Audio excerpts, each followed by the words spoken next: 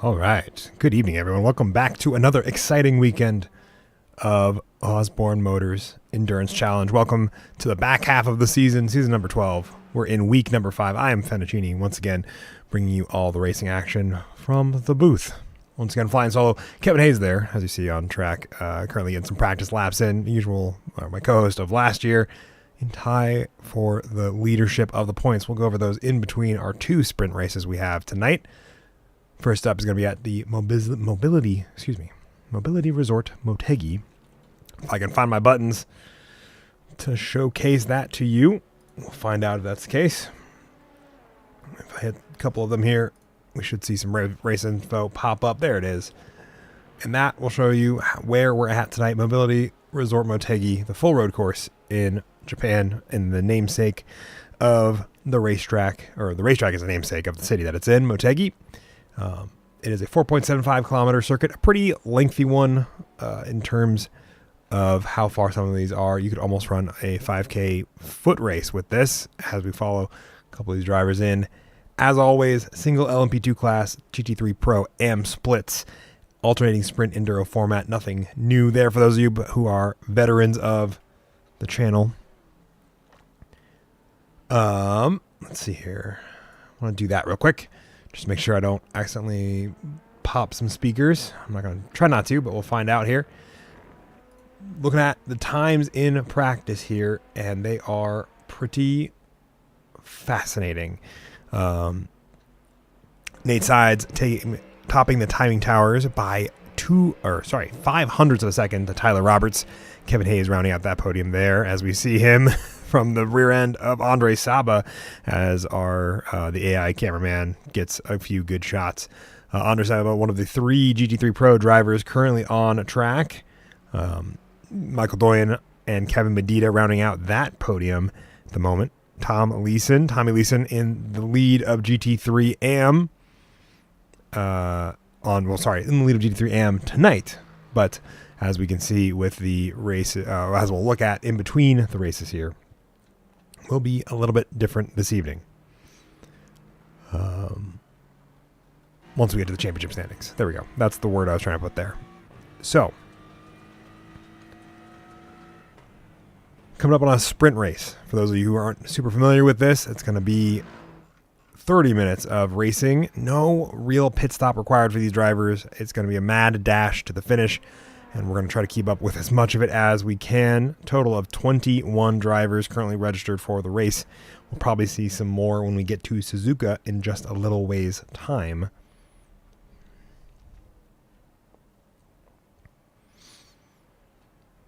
All right.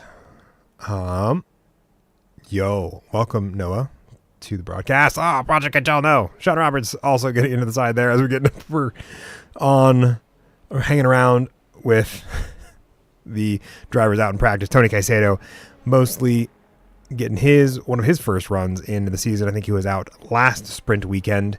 I say out as in out on track last sprint weekend. Timmy Uracin. I don't know. Tom Leeson is racing. I don't think we have a Timmy on track yet this evening. We'll have to see.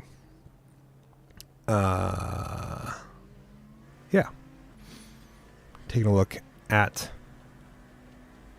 that gyro cam or driver cam of Ian Baker as he's trying to get some laps in. Chris Wells currently P2 in the GT3 AM Championships. Only 1 point ahead of Chris Kraus. We saw Chris Kraus as well as Chris Wells and Tom Leeson all go 3 wide for a fantastic finish at Spa last time we were out 2 weekends ago at Imola. 3 race weekends ago. Many weekends ago in real life. I'm catching up here. Tim Schaefer. I don't think Tim Schaefer is out on track tonight yet. We'll probably see him at Suzuka if we don't see him here in just a little ways time. So, Tim Schaefer, a fantastic driver, one of the many that we love seeing around the paddock here and out on track.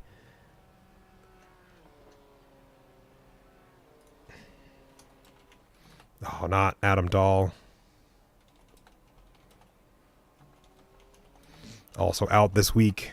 The battle for him going to probably come down to a little bit of an end as we reach the end of practice, and we're going to get into qualifying. We're going to ride along with our current championship sitter in pole sitter. I was a championship pole sitter. There we go. Jesus, English is a hard word for me. This week, we're going to ride on board for a lap here in just a moment's time. We're going to let Kevin Hayes get around to the start-finish line, and then we'll see what his flying lap is. The track map, I'll pull it up for you so you get a feel for it. You won't see where they're out on track at this moment. It requires them to have set a lap time to be qualified or to be put onto the track map. But you can get an idea of how twin ring Motegi works. It's a lot of double apexes, slow hairpins followed by fast winding technical sectors. And that is most of the track for the next half hour. See him warming up the tires. LMP2's one of the many cars that have the new tire model that we'll see these drivers have to warm them up to really get the most out of a lap, which is going to be interesting to do. So we'll see a lot of people banking their first laps and then coming in for a second run.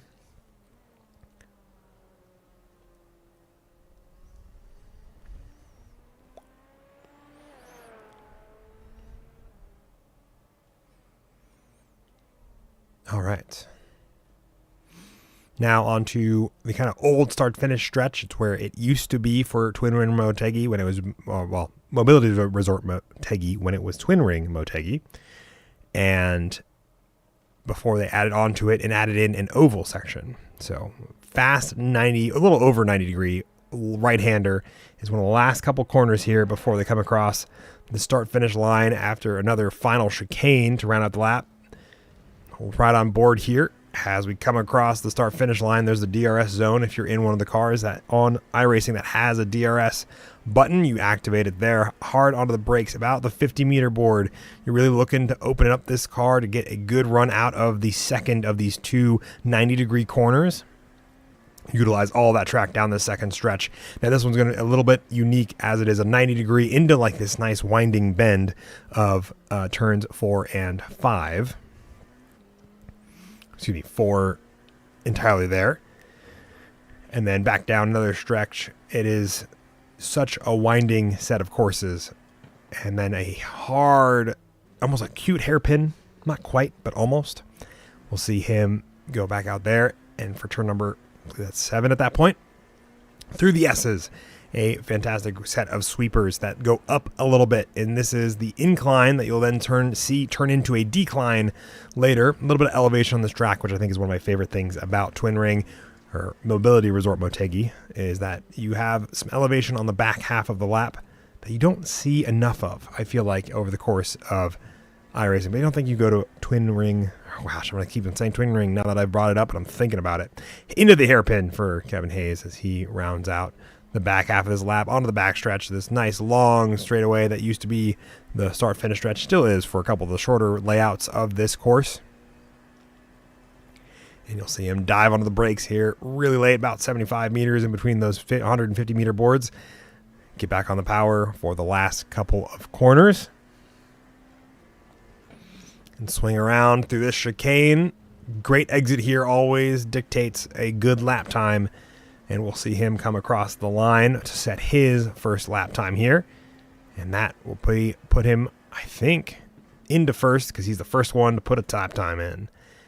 And we'll see a bunch of other drivers come in, put in a lap time as well. A 144.5 out on 8 sides, 146. Again, the tires really warm up after about a lap and a half, so they get warm about halfway through their first flying lap.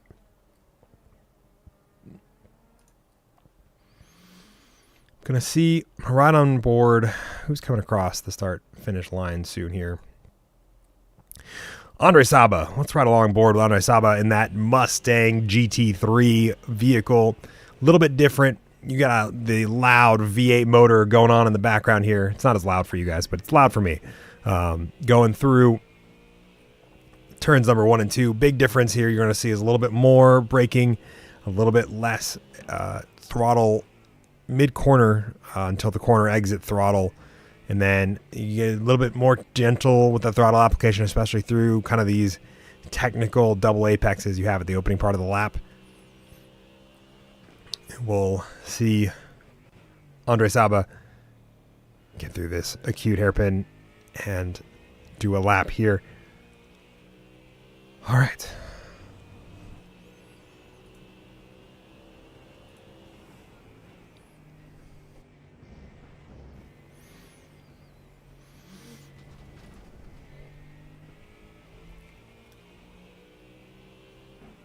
Through the S's and into one of the last hairpins here. Michael Doyen getting the best time on the board in that Veterans United Porsche. We'll take a look at how that went here in a moment. Into the hairpin for Andre Saba as we get through a GT3 lap. And you're going to see go down that old start-finish stretch, down the back straight into the final couple of corners. We're going to probably see some good dive bombs here as they get into later on in the race, as well as early on in the race is going to be my guess, but we'll have to see how far that truly goes. All 21 entries out trying to get a lap in at this point. You're going to see Andre Saba come across the line. Can he improve?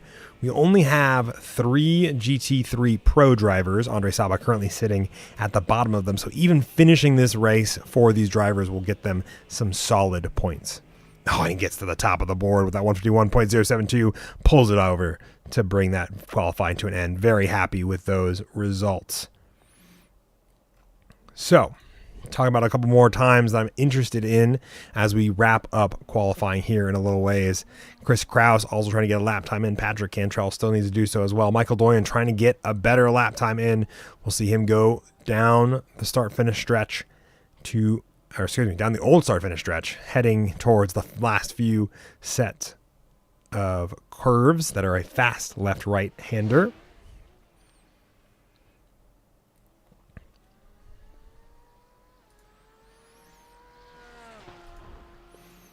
And that final chicane for Michael Doyen as he's coming around to set his lap, same time that his teammate Richard Costanza also looking to set a lap. Keep an eye on both of those times, both of them in second in their respective classes. Michael Doyen trying to get improved, does so, gets a 10th above Andre Saba.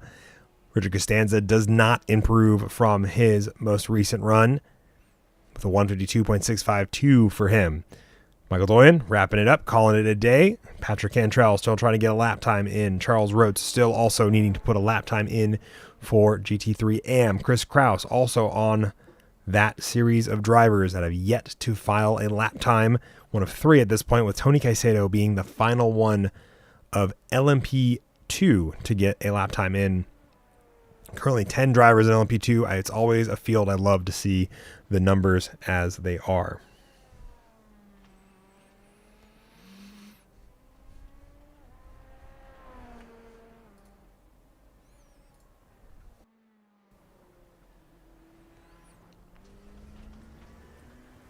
All right, Patrick Cantrell, I don't think he went off and far enough to be labeled as an off track, but does he improve? He does. He goes up to 6th from where he was in 7th, beating out Luc Plaisance by a 10th and a 100th of his lap time. Let's see if we can look at the gain there. We're going to follow along, see who else has yet to put a lap time down. Charles Rhodes, one of them. Chris Wells, another. Tony Caicedo trying to wrap up a lap as well. We're going to see all these drivers, see if they can improve from where they've set their initial laps or still have yet to set one. Charles Rhodes, notably watching, I believe, some basketball at the same time. I'm going to assume based on the post.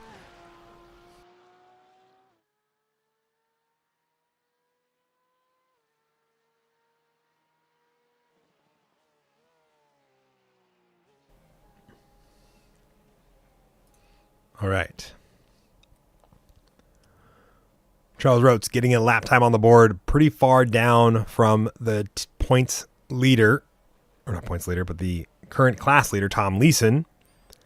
Tony Caicedo also seeing if he can get a lap time in, coming down the back stretch, the old start-finish line, to go through the last series of corners and wrap up a lap.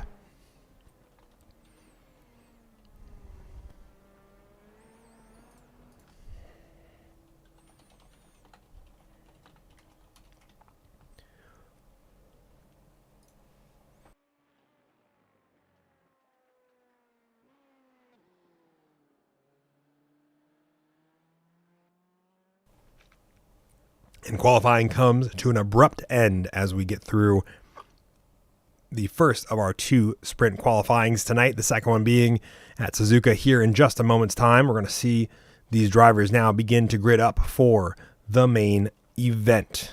Let's hop over to that grid, give you guys a rundown of who's where on this podium, or on this start grid, who will end up on the podium. We'll find out here in just a few minutes' time. Nick Terrell going to lead off Nate Sides for row number 1. Nick Terrell tied with Kevin Hayes for that championship lead. Interesting to see and fascinating to see if he will be able to maintain his run there at the top. Tyler Roberts and Ian Baker in row number 2. Kevin Hayes and Patrick Cantrell in row number 3. Luke Plaisance, Kelvin Collado, Joe Evers, Sean Roberts, and Tony Caicedo round out the 11 LMP2 drivers. Diving into really quickly our 3 or GT3 Pro drivers. We have Michael Doyen leading off Andre Saba and Kevin Medina, but then we get into the GT3 AM drivers, and that's going to be Tom Leeson leading off Richard Costanza, Chris Kraus and Kenny Duval, Shane Brown, Chris Wells, and Charles Rotes round out the 7-car GT3 AM grid for a total of 21 cars taking to the start here at Twin Ring Motegi. I imagine we'll see some more drivers filter in for Suzuka, more of a well-known track than Mobility Resort Motegi is. As much as I love it, it is not exactly the most, I would say, driver-friendly. So, we're waiting on a couple more cars to grid there. You can see from the blimp cam.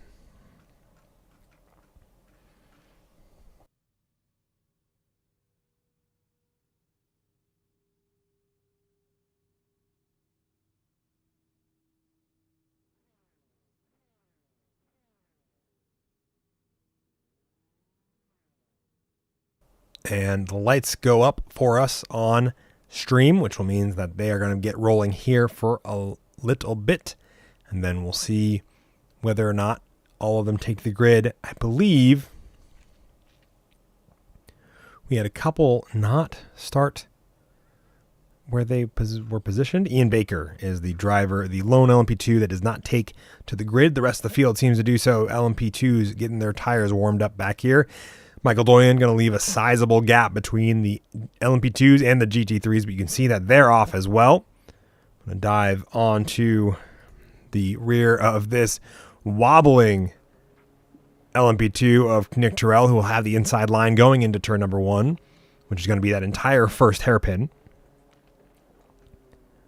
All right, let's see here as we get underway for the first set of racing here.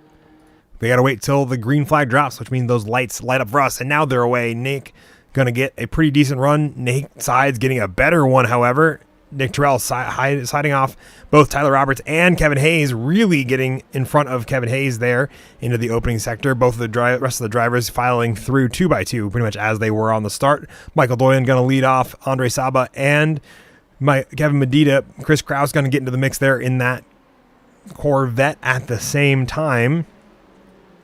It's going to see those drivers all go in the right direction. Luke Plaisance having a brief off there amongst this, but keeps the cars moving. The LMP2 drivers frantically waving to warm up their tires as they get into turn number 4 there. That's turn number 4.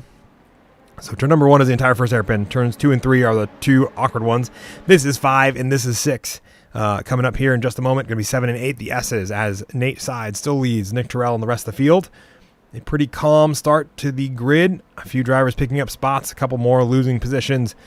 Most of the field as they were from the start. Kelvin Collado, pretty much one of the only drivers to have gained a position, as well as Sean Roberts, who have swapped spots both with other drivers at the same time. Kevin Hayes getting around. Tyler Roberts trying to go around the long way.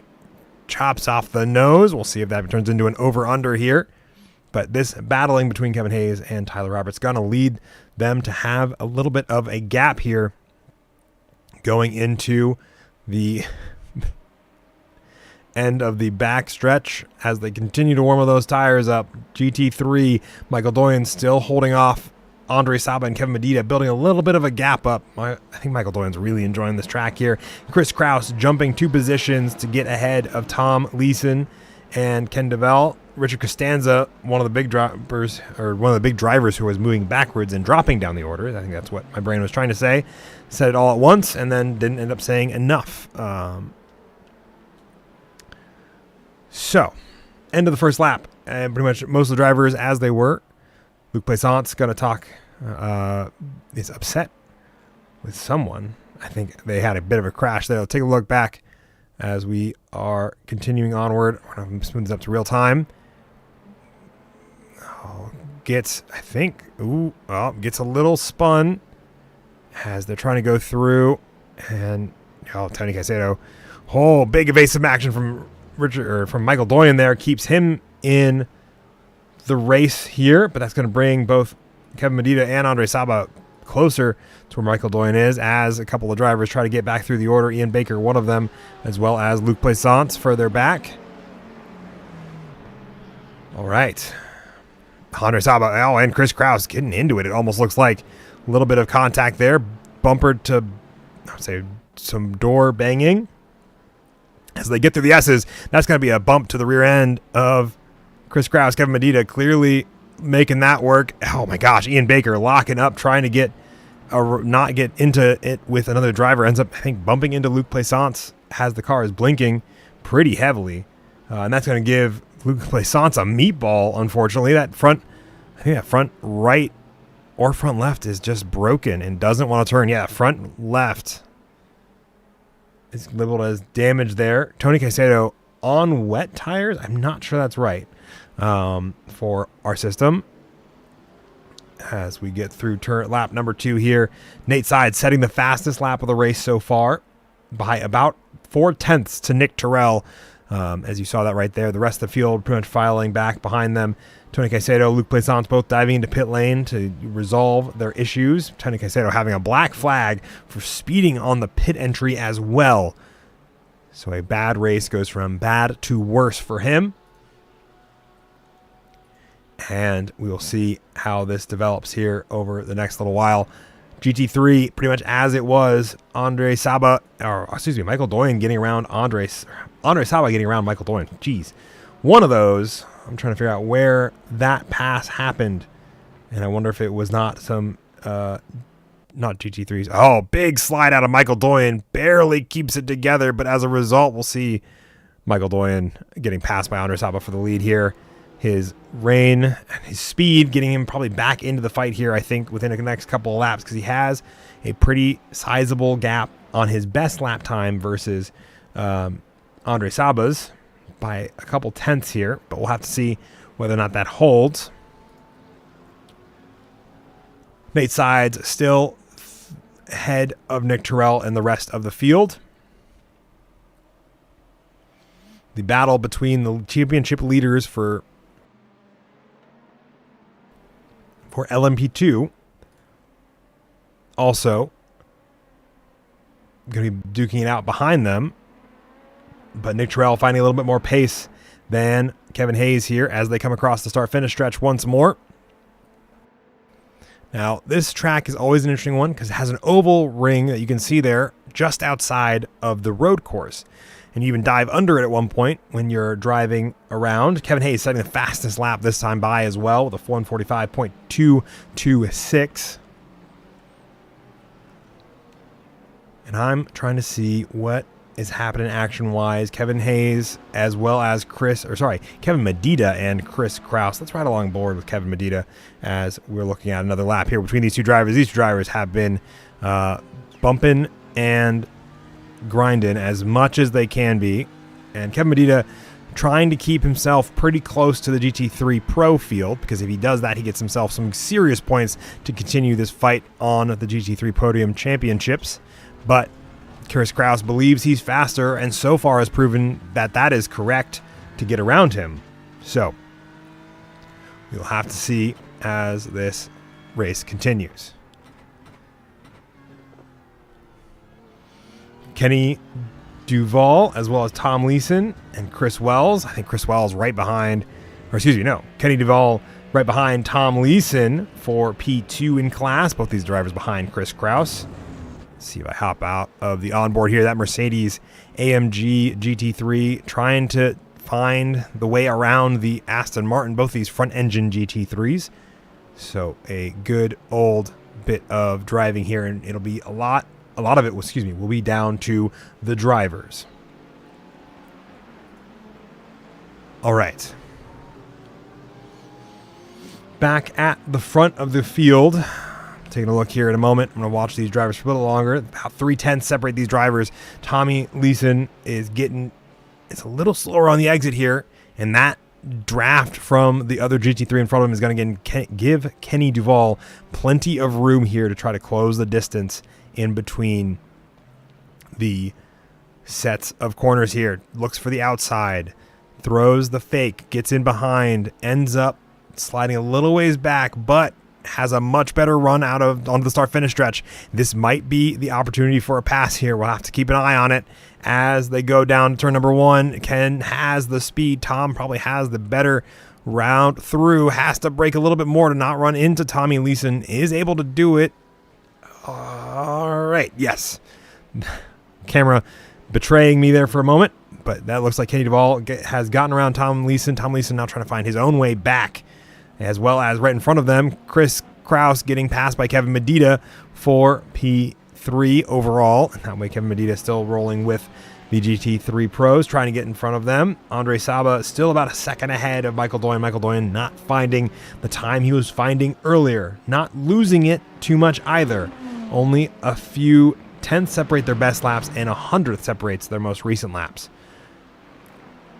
LMP2, we'll see Nick Terrell and Kevin Hayes, these two, the championship leaders going into tonight. We'll see them both still duking it out with each other. We'll have to see how these two fare over the next 22 minutes. We have about a third of the way done, just a little over a quarter, and we have 20 minutes still to go. There should be no pit stops, no mandatory pit stops. Any pit stops you see are going to be for these drivers to take repairs and things of that nature. Nate Sides really building a gap now, about a second and a half to Nick Terrell and Kevin Hayes, and seems to be just setting fastest lap times, really knows what he's doing and how he's getting there. Sean Roberts as well, trying to get up to Joe Evers and Tony Caicedo. Tony Caicedo ahead of these drivers, but a lap down from them as a result of a couple of issues, trying to get on dry tires, as well as a black flag infringement for speeding in the pit lane to start that one off. An unfortunate moment there. Joe Evers, I think, losing out amongst all that because I think he had a bit of an off just now. It looks like he went off track, came back on track without too much issue. Further down the order, take a look back. Andre Saba trying to get ahead, stay ahead of Michael Doyen. Michael Doyen slowly reeling him in. Another battle to keep an eye on because these two drivers, Andre Saba and Michael Doyen, are separated by 2 points. Andre Saba at 234, Michael Doyen at 232. We'll see these two drivers continue to fight it out for these positions here. Going to be a game, I think, of inches and how much time they can gain over the next 20 minutes they have.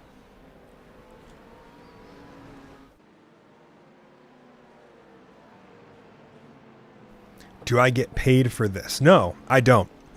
Not for these guys. These guys, I do this out of my love for the league and my enjoyment of it. I don't think I should be paid for this because it's not one of my better nights, at least in my opinion. Not my worst, but definitely not one of my better nights.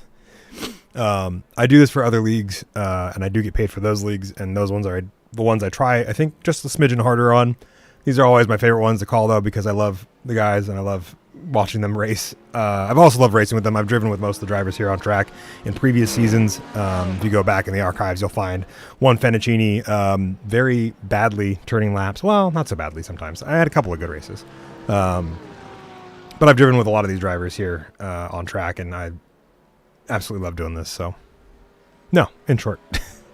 In long, however, Michael Doyen still catching up to Andre Saba a few tenths at a time, which I think is all that's going to matter for these drivers at the end of the day with 19 and almost 18 minutes left to go. Oh, Andre Saba having a blink there. Settles down. Luc Plaisance working his way back through the field. You'll see that for me on the timing tower, he's moving up. But for us, for everyone at home, you'll see him still sitting in 9th where he has been since he came in to serve the meatball flag that he had from that damage there. Sean Roberts and Joe Evers battling out again. Joe Evers having an off track just a moment ago. We'll see Joe Evers finding a better run through the S's and into the hairpin, has the inside line, but will he have the traction on exit to keep that position ahead of him? So far, so good. Joe Evers, one of my personal favorite drivers to drive with. And I'm going to see if I can hop on board with him. Through one of these cameras, will it see me? Yep. Nope, that's Sean Roberts. There we go. I want to watch this battle develop a little bit as these two, because these two have been going at it for a while now. But another battle to check up on. If you can see the interval, well, you can't really see it from where they're at. And I'll jump up to it here in a moment. We'll see Nate Sides also under fire from Nick Terrell after a slow lap for Nate Sides. I think he almost had an incident there and ended up running a second of a lap slower, which closed down the gap. That 1.4 second gap he had is now down to less than a second once again. You'll see these drivers continue to do it. I'm going to hop on board with Nick Terrell. Look at the other option of this. See what ground he still has to make up here in order to take over the top spot. And he wants to try to build a gap between himself and Kevin Hayes, which he's kind of done. You can see the interval there between those two drivers at 1.6 seconds, but he needs to build up more of a gap in terms of positions if he's trying to net more points and get himself onto the top step of the podium in the championship standings, as well as the top step of the race tonight. Okay. Something to keep in mind as we get into the tail end of the first half. Sean Roberts closing down once again on Joe Evers as well. These two drivers, I think we'll see them battle it out till the end of the race here. Luc Plaisance trying to get around more drivers, able to do so. Oh, big look out of Joe Evers there. We'll keep Sean Roberts just within a couple tenths here. He'll get a little bit of a draft here going into the fast right-hander of turn number, I think it's 11 here. Oh, late on the brakes. Got to get up right behind him. Kind of try to employ some of the fuel saving. Try to find a strategy, a way around. They got to go into this hairpin here. Or sorry, excuse me, this chicane. Oh, man. Narrowly keeps that car out of the rear end of Joe Evers. Always worth it, in my opinion. Seeing Luc Plaisance try to get around more GT3 traffic. Up at the front, Nick Terrell, now that he's latched onto the back end of Nate Sides, he's not wanting to let go. These two going through turn number 4 once again as they get into the... somewhere around here. I had a word. There we go. As they come through the S's. And I'd have to imagine Nate Sides is kind of sweating some bullets here. Had a couple of great laps, still is having great laps, but seems to find himself not able to regain the gap he had built to Nick Terrell earlier on. I'd have to imagine this is one of the battles we'll probably see go to the end. I know I talked about one between Joe Evers and Sean Roberts. I have to imagine this is probably in the same boat, especially in a couple of these sectors. You can see the time whittling away between Nick Terrell and Nate Sides. And Kevin Hayes just waiting in the background, about almost 2 seconds behind these two drivers. There's the look out of Nick Terrell, but Nate isn't buying it, keeps himself locked into the braking zone he was trying to go for it to begin with. Patrick Cantrell slowly whittling away at Tyler Roberts, his teammate as well. These two drivers both battling it out, but on the same team for Project Zoomies this season once again. I'm going to say that and then be entirely wrong. No, I am correct. Cool. These two drivers duking it out. I'm sure that's probably why Patrick Cantrell not super worried. Oh, Sean Roberts, let's crash. What happened? Oh, no. Did he avoid running into Joe Evers and come about a crash? Let's take a look here. We're in slow-mo because I'm going to just let it roll as it is. Actually, I'm going to zoom it up a little bit. Has the look. Oh, outbrakes himself trying to make the lunge down the inside. Sees him go off track. Gets that car going once again, though. No harm, no foul outside of some hurt pride. And he'll get that car back underway. Oh, he had been waiting, setting up that move for so long. And unfortunately, it did not pan out for him. All right. Am I like super crazy blasting out the mic or just mostly blasting out the mic? We'll find out. Andre Saba. Oh, trying to get. I was like, I see. Ooh. Oh, wow. Oh, Chris Kraus just having a massive moment there. Let's take a look at it a little more seriously. After getting losing out to Kevin Medina a little while ago, only for overall positions, not specifically for race positions. He's going to get probably too hard. Yeah, too hard on the gas too early. He's going to see that car spin around. He's going to try to right the ship, does so successfully before Kevin Medina gets involved in an incident there. And then he will also get passed by... Oh, no. He's going to get passed by Kenny Duval as well as Tommy Leeson. Kevin Medina has been labeled as going off track and then now has jumped to the pits. Oh, I was going to see that car slide. Oh, I want to see that again. Let's ride on board because this seems brutal. We're going to ride on board with this driver. Too much rotation there. You can see it, how the car slides out from under him. And then you're going to watch this car finally catching grip and then just put itself right in that corner of the tire barrier. And I would be surprised if we don't see smoke coming out. But he has already jumped to pits. And that is probably his first race of the night. I think coming to an unfortunate, not unfortunate end. He probably can get it back out there and get some good, at least points because there's not too many cars. So for those of you who are unaware of how OMEC scoring works, OMEC scoring is done by how you finish the race. Oh, Chris Kraus labeled as crashed once again, trying to get, I think, maybe the pass done on Tommy Leeson. Once again, maybe pushing the car too hard. We'll find out here. Yep, push the car too hard. And then we'll see him stop there. Oh, gets Chris Wells involved. Not intentionally. I think Chris Wells just didn't have anywhere to go as Chris Kraus trying to get that move done. But that is going to put Chris Kraus over the incident limit, probably because of a bunch of incidents with Kevin Medina earlier on. And with that, a lot of the battles in GT3 Pro. Sorry, back to my piece about the points. No matter where you finish in class, GT3s are all slammed together, for lack of a better term, with how they're scored. So wherever you finish in GT3 overall, net to your points in class. So even though he's, maybe last out there, he's still finishing what would be, I think, 10th in GT3 overall, which is still some solid points in his battle for the podium, especially because he's only, he has such a small margin between himself and Jesse Olsen right above him, as well as the rest of the drivers behind him. Andre Saba, Michael Doyen are both drivers that are currently battling him for this position. Speaking of battling for position, however, Nick Terrell once again finds himself right behind Nate Sides for the overall lead of this race. With 10 minutes left to go, we're going to have to keep an eye on this one amongst a couple others. Shane Brown, Chris Kraus coming together after Chris Kraus has served his drive-through penalty for incident limits. We'll have to keep an eye on both of those. But this one right now, the one that is heated up to, I think, almost a boiling point.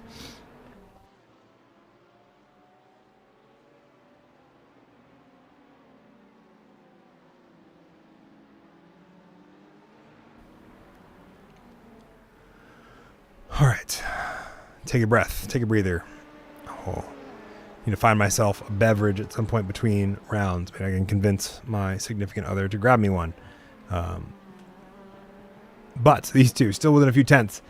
Nate Sides still pulling out faster lap times for the most part than Nick Terrell. But there's a couple of sectors like this one in the chicane and a couple more where Nate is just a little bit slower than Nick Terrell.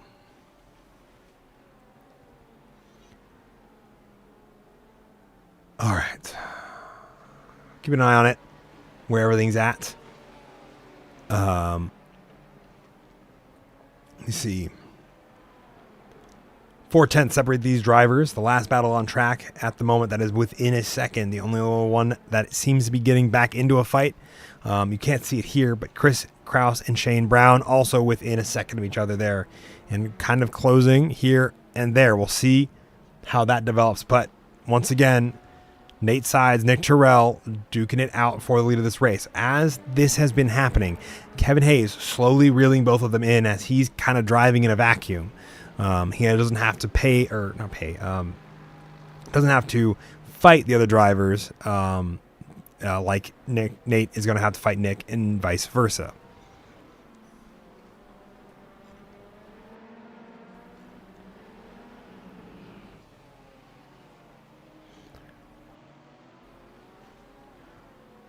All right.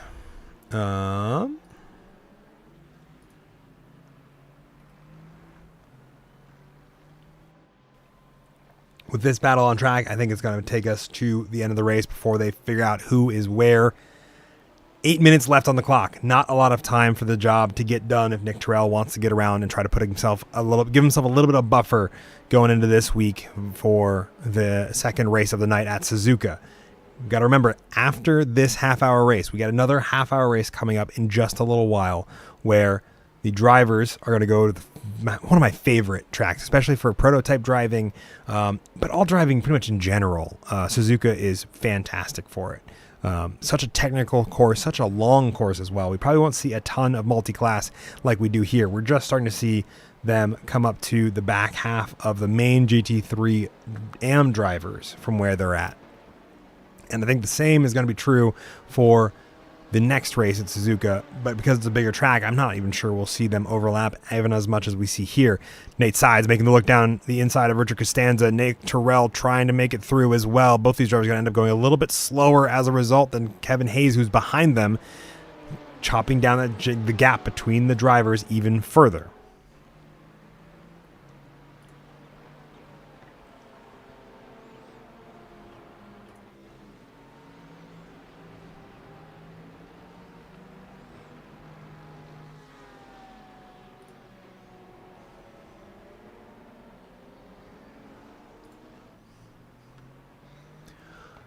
Looking at oh wow, oh man, these two are going at it. Look away for 2 seconds and look at a couple of stats. And Patrick Cantrell and Tyler Roberts are duking it out for the 4th position. 7 seconds behind. These two going at, oh man.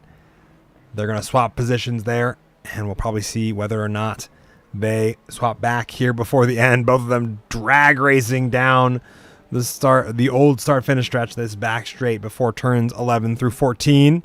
Patrick Cantrell going to hold the inside. Tyler Roberts giving him plenty of space and vice versa. As these two get themselves sorted, Tyler Roberts going to slide in behind Patrick Cantrell. There we go. Those are the words I'm trying to say. We're getting there. Outside of all this, Nick Terrell, Nate Sides still duking it out for position. Richard Costanza and Chris Wells now within a few tenths of each other amongst these battles as these two get into it as a result of Chris Wells having a little bit of damage on the front end because of his impact with Chris Kraus when Chris Kraus had one of his couple of spins he's had at Twin Ring Motegi here. And additionally, less for position, but Shane Brown getting passed by Tony Caicedo, who's trying to get his way back through the field after having a rough start to the evening.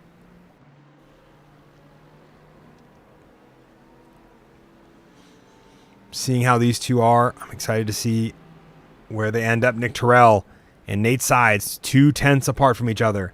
These two drivers, 1/10 apart from each other. And Nick Terrell fakes the look. Nate Sides doesn't buy it, keeps in the hairpin, takes the medium line through.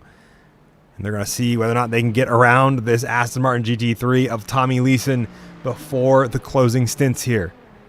And there's the look. Leeson says he's going to lift out of it, is my guess. Trying to keep the door open for Nick Terrell to continue this fight. Nate Sides is going to end up going off, though, as a result. It's going to see him, Nick Terrell, and Kevin Hayes go on through. I think Nate Sides was not anticipating that to go the way it went.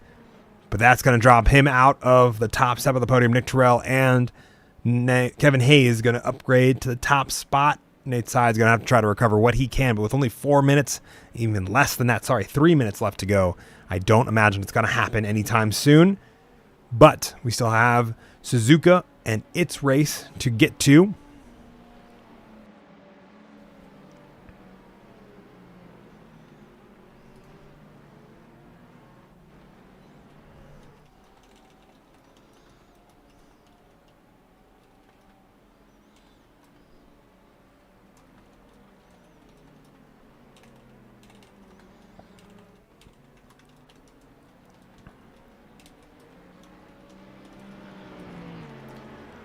And with that, that also brings Kevin Hayes back into a second long fight with Nick Terrell for the lead, especially as they're getting through some more, the last of the GT3 AM traffic and the start of the GT3 Pro traffic. And with, I think, 2 laps to go, we'll have to see here in a moment. Looking at the start-finish line, seeing what we can see here for these drivers as they are rounding out the last couple laps they have.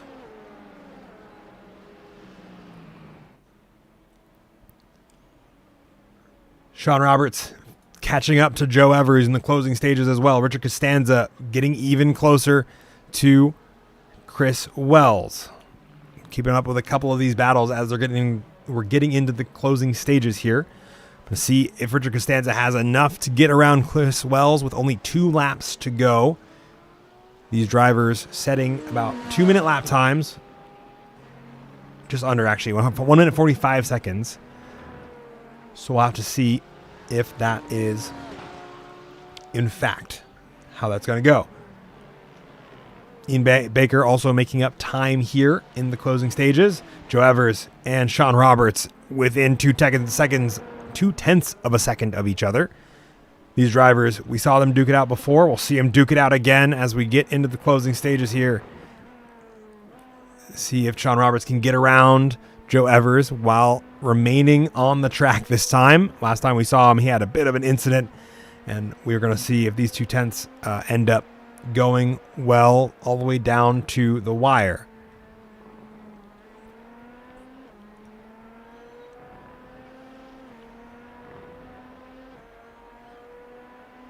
Richard Costanza was within few tenths. I would say a little while. Couple tenths. Saw that gap open back up as he had an off track here. We'll take a look at it here in a moment. And I'm excited to see whether or not, getting close there, Sean, as he is trying to find his way around Joe Evers here in the closing stages. Nick Terrell still holding on to the lead ahead of Kevin Hayes in the closing laps. I think they'll have one more. Oh, no, sorry. This is a checkered flag. Kevin Hayes, having a much worse exit, sees himself take home P number 2 ahead of Nick Terrell, who comes home P1. And then Nate Side's going to round out that podium. I'm going to come back to this battle between Joe Evers and Sean Roberts. These two duking it out as they get into the braking zone. This is where Sean lost it early on in the race. Let's see if he has an answer before the start-finish line here in just a little ways. Kevin Duvall, Tommy Leeson rounding out that podium there. A little bit of a shake from Sean Roberts. We're going to see if he can get around him in time. I don't think so, based on the fact that they're rapidly approaching the start-finish line. And by 0.4 of a second, Joe Evers has managed to hold on, setting his personal best lap of the race. And these drivers are going to bring it home here in just a moment's time. Andre Saba, Michael Doyen, these two drivers still duking it out for P1 and P2. 2 seconds separate them. The last two drivers out on the track at the moment, before we will get into some results and look at our championship standings before this evening.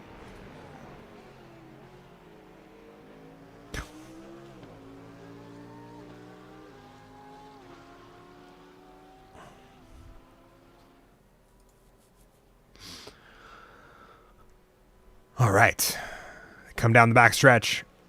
2 seconds, a little under 2 seconds separating these drivers. I think they're going to be finishing as they currently stand. We'll have to see unless something crazy happens here in the closing stages as we get through the last couple chicanes. I wouldn't say closing stages. The last couple of chicanes, though, is certainly what's happening here.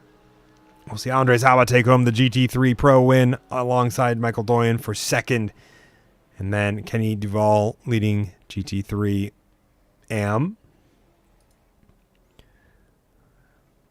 And that will be the end of our first race, our first of 2 sprints tonight here at Twin Ring Motegi. Let's take a look at these finishing results.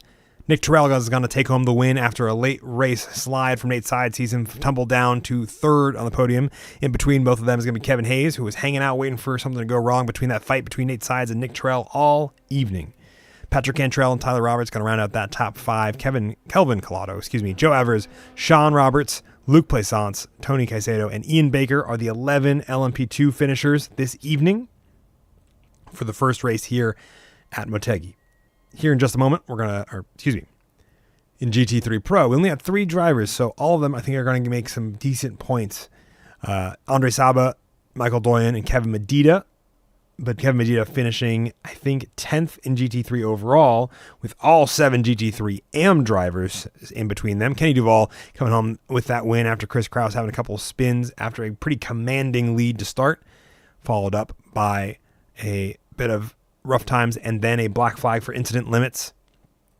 Tom Leeson is going to take on P2, another driver that was fighting Ken Duval for the lead there. Chris Wells is going to round out the podium. Another fantastic drive. Him, Chris Wells, and I believe, if I remember correctly, Chris Wells, Chris Kraus separated by a point. So this gap may or may not open up here as we get into the back half of the season. Shane Brown and Charles Rhodes round out the 7 GT3 AM drivers that bring home the checkered flag this afternoon. All right. I'm going to put us on to a little bit of a replay here while I take a quick break to grab quick break to grab a piece of food. Not a piece of food. Sorry, a piece of water, and get us set up for the next race here.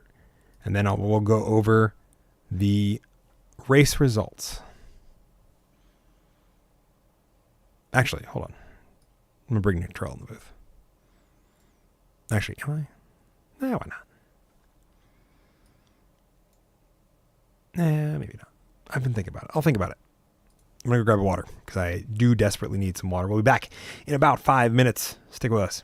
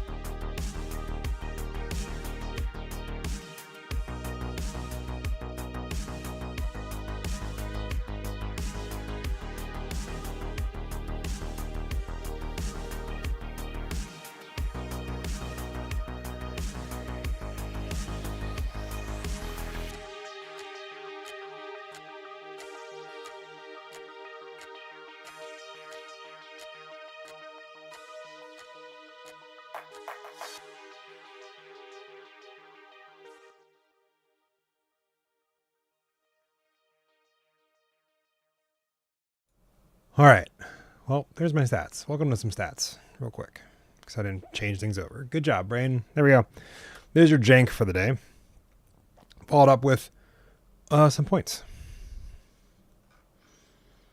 So, while I load into the next round for the evening here in a few minutes' time, let's talk over some statistics.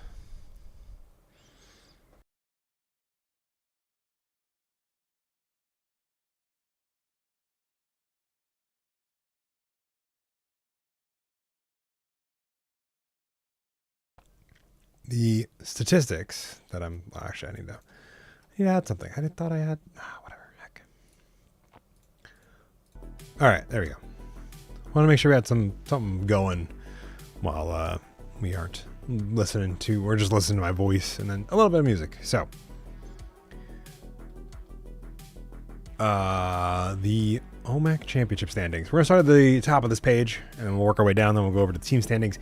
After the break, we have a single drop round applied. Landon Orr going to lead off the championship here. We didn't see him out at Twin Ring or Mobility Resort Motegi. We'll see if he is going to show up at Suzuka here in just a few minutes' time. We'll have a 20-minute warm-up, same way we did with Motegi here in just a moment.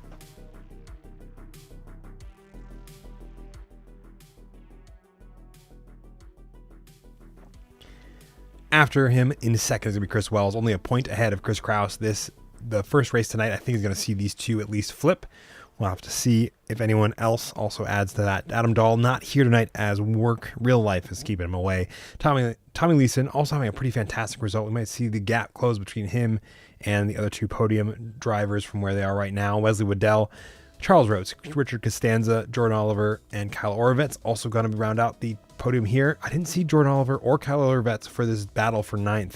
The three-way tie for 6th, however, I did see Charles Rhodes and Richard Costanza. A fantastic result from both. I think we'll see Richard Costanza just jump ahead of Charles Rhodes at the moment.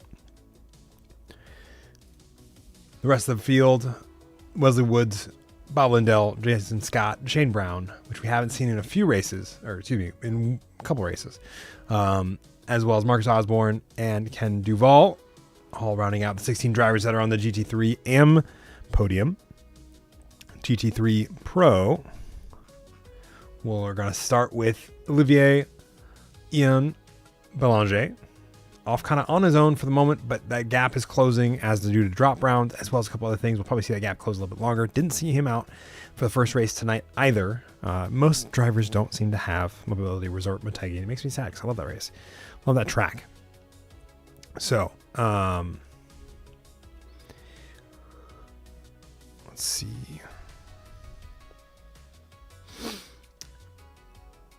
But with 247 points, he will be just ahead of Jesse Olsen, who I also didn't see out tonight. However, we get into this very close battle from P3 down to P6. Kevin Medina, Andre Saba, Justin Hall, Michael Doyen, all separated by a point each. So a total of 4 points between all of them separate the first driver down, 3 points really, 235 to 232. But Kevin Medina having a pretty decent result despite because of the low driver count. We'll see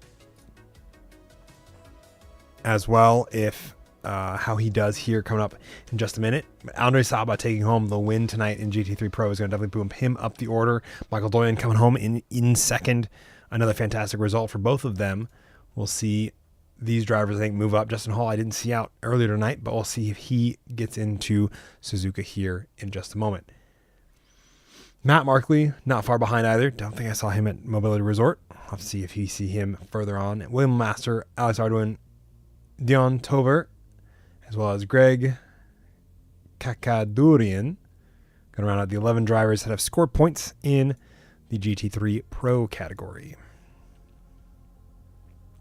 And last, certainly not least, in terms of our Drivers' Championship LMP2, we have been watching this fight for most of the race tonight. Was Kevin Hayes, as well as Nick Terrell, as well as Nate Sides, was really who we were focusing on for most of that. But as the race came to a close, that shifted to be the battle between Kevin Hayes and Nick Terrell for the win tonight, which also will improve these points by a little bit in a pretty decent margin as Nick Terrell takes home another race win, making his third of the season.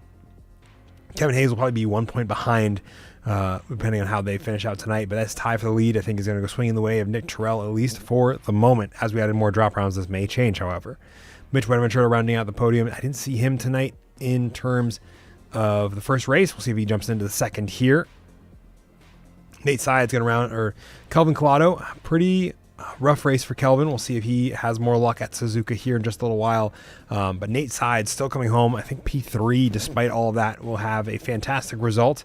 Patrick Cantrell going to add some more points to his total. Luke Plaisance also having a rough evening as a result of being involved in a couple incidents.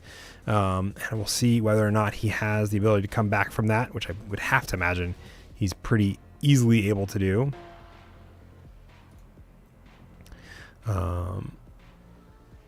Currently adding a few things. And making sure we got everything we need. Sean Roberts and Ian Baker, these two tied for 8th. We'll see Sean Roberts probably pull away a little bit. I don't think Ian Baker had a very good evening, unfortunately, either. Joe Evers is going to be probably improving his point totals from where he's at 214. Joshua Harless, Jason Larson, Timmy Schaefer, John Schwartz, Tony Caicedo also going to get some good points here from where he was asked out last weekend. Fennicini, again, not sure why I have points for this, but I don't think we're expecting myself to improve anytime soon. Don't worry about it. And then Devin Adams is going to round out the 18 drivers on LMP2. Team standings. We're going to jump over, take a look at the team standings here from where they are at. Mystery Inc. going to be heading off this total. Nick Terrell, Kelvin Collado going to have 474 points, a pretty decent lead between Kevin Hayes and Joe Evers. These two have been having pretty good and consistent racing. So we'll see if they're able to pull that gap closer. Nate Sides, Lane in Order, having a fantastic run just behind them. These two, I think, Checkers of Records and B&B Racing are going to be having a duel for the second spot for the moment. But not far behind is Project Zumi's Patrick Cantrell, Tyler Roberts. These two battling each other earlier tonight at Mobility Resort Motegi. Veterans United, Michael Doyen, Richard Costanza also working out a pretty solid set of results here, which we'll likely see them continue as the night goes on. Awful Sauce Motor Racing is how I'm going to shorten that. You can read the full name if you want. I'm not going to improve with that attitude. That's very true. But I am, in fact, in the podium. Or I'm not in the podium. I'm in the broadcasting booth and not on the podium. And I'm not even sure how I got points to begin with. But I appreciate the enthusiasm. Prestige Motorsports. Luke Plaisance, Wyatt Master having a great run as well. JT Racing, Stellar Motorsports, and Podium Hunters rounding out the 10 teams that have posted standings in the OMEC Season 12 Team Championship. So, let's hop back on track instead of giving you some more statistics that I'm looking at on my end and see how we're going as we get into the next race of the evening. And hopefully this does what I want it to. No, that'd be too easy. Race. Oh, there we go. Perfect.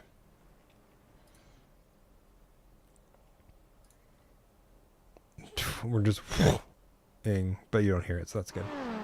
All right. We're going to go exciting. TV1. Richard Costanza. We're going to hop around a little bit. I'm going to make sure I have all my drivers. I have one new driver I need to put into a category. I think that's going to be Jack Clark. Not to be confused with my good friend Clark January, who I think is going to be in GT3 Pro. Another driver for that fantastic group of drivers that have called that category home. Good English. I'm killing it. A bright and sunny day here at Suzuka International Racing Circuit, where we're going to see these drivers probably get going and get underway here in just a little ways time. Got a little more practice to do. Kevin Hayes trying to get around Luke Plaisance and that Prestige Motorsports LMP2. Fantastic set of drivers over there. Patrick Cantrell setting the best time until Tony Caicedo dethrones it. Tony Caicedo in that Outlander Racing, my former LMP or former OMEC team that I used to race for back in the day. Still headed up by him. I've kind of taken over the race, managing partner type deal. I'm not sure what to call it. I'm the I wouldn't say Total Wolf. I'm not that good. Whoever fits in that realm of a person. Over there, drivers are starting to set times. Kevin Hayes on the hunt here as we're following along with these two drivers. I have it on the AI. I say AI, the algorithm that dictates where to point the camera says these two are closest on track. Therefore, the battle's the coolest. And it couldn't be more right.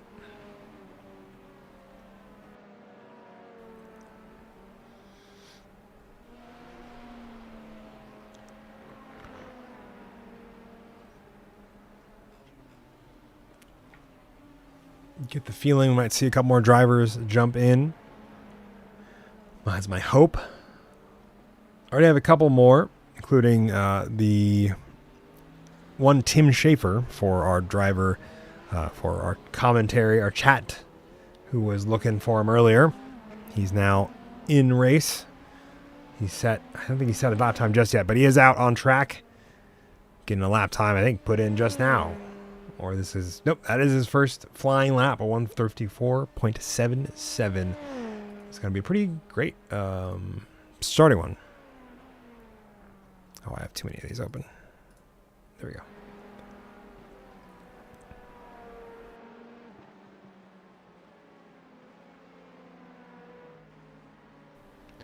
So,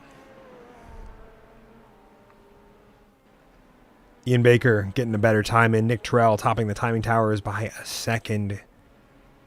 I'll let this develop back into the exciting racing that we were seeing earlier.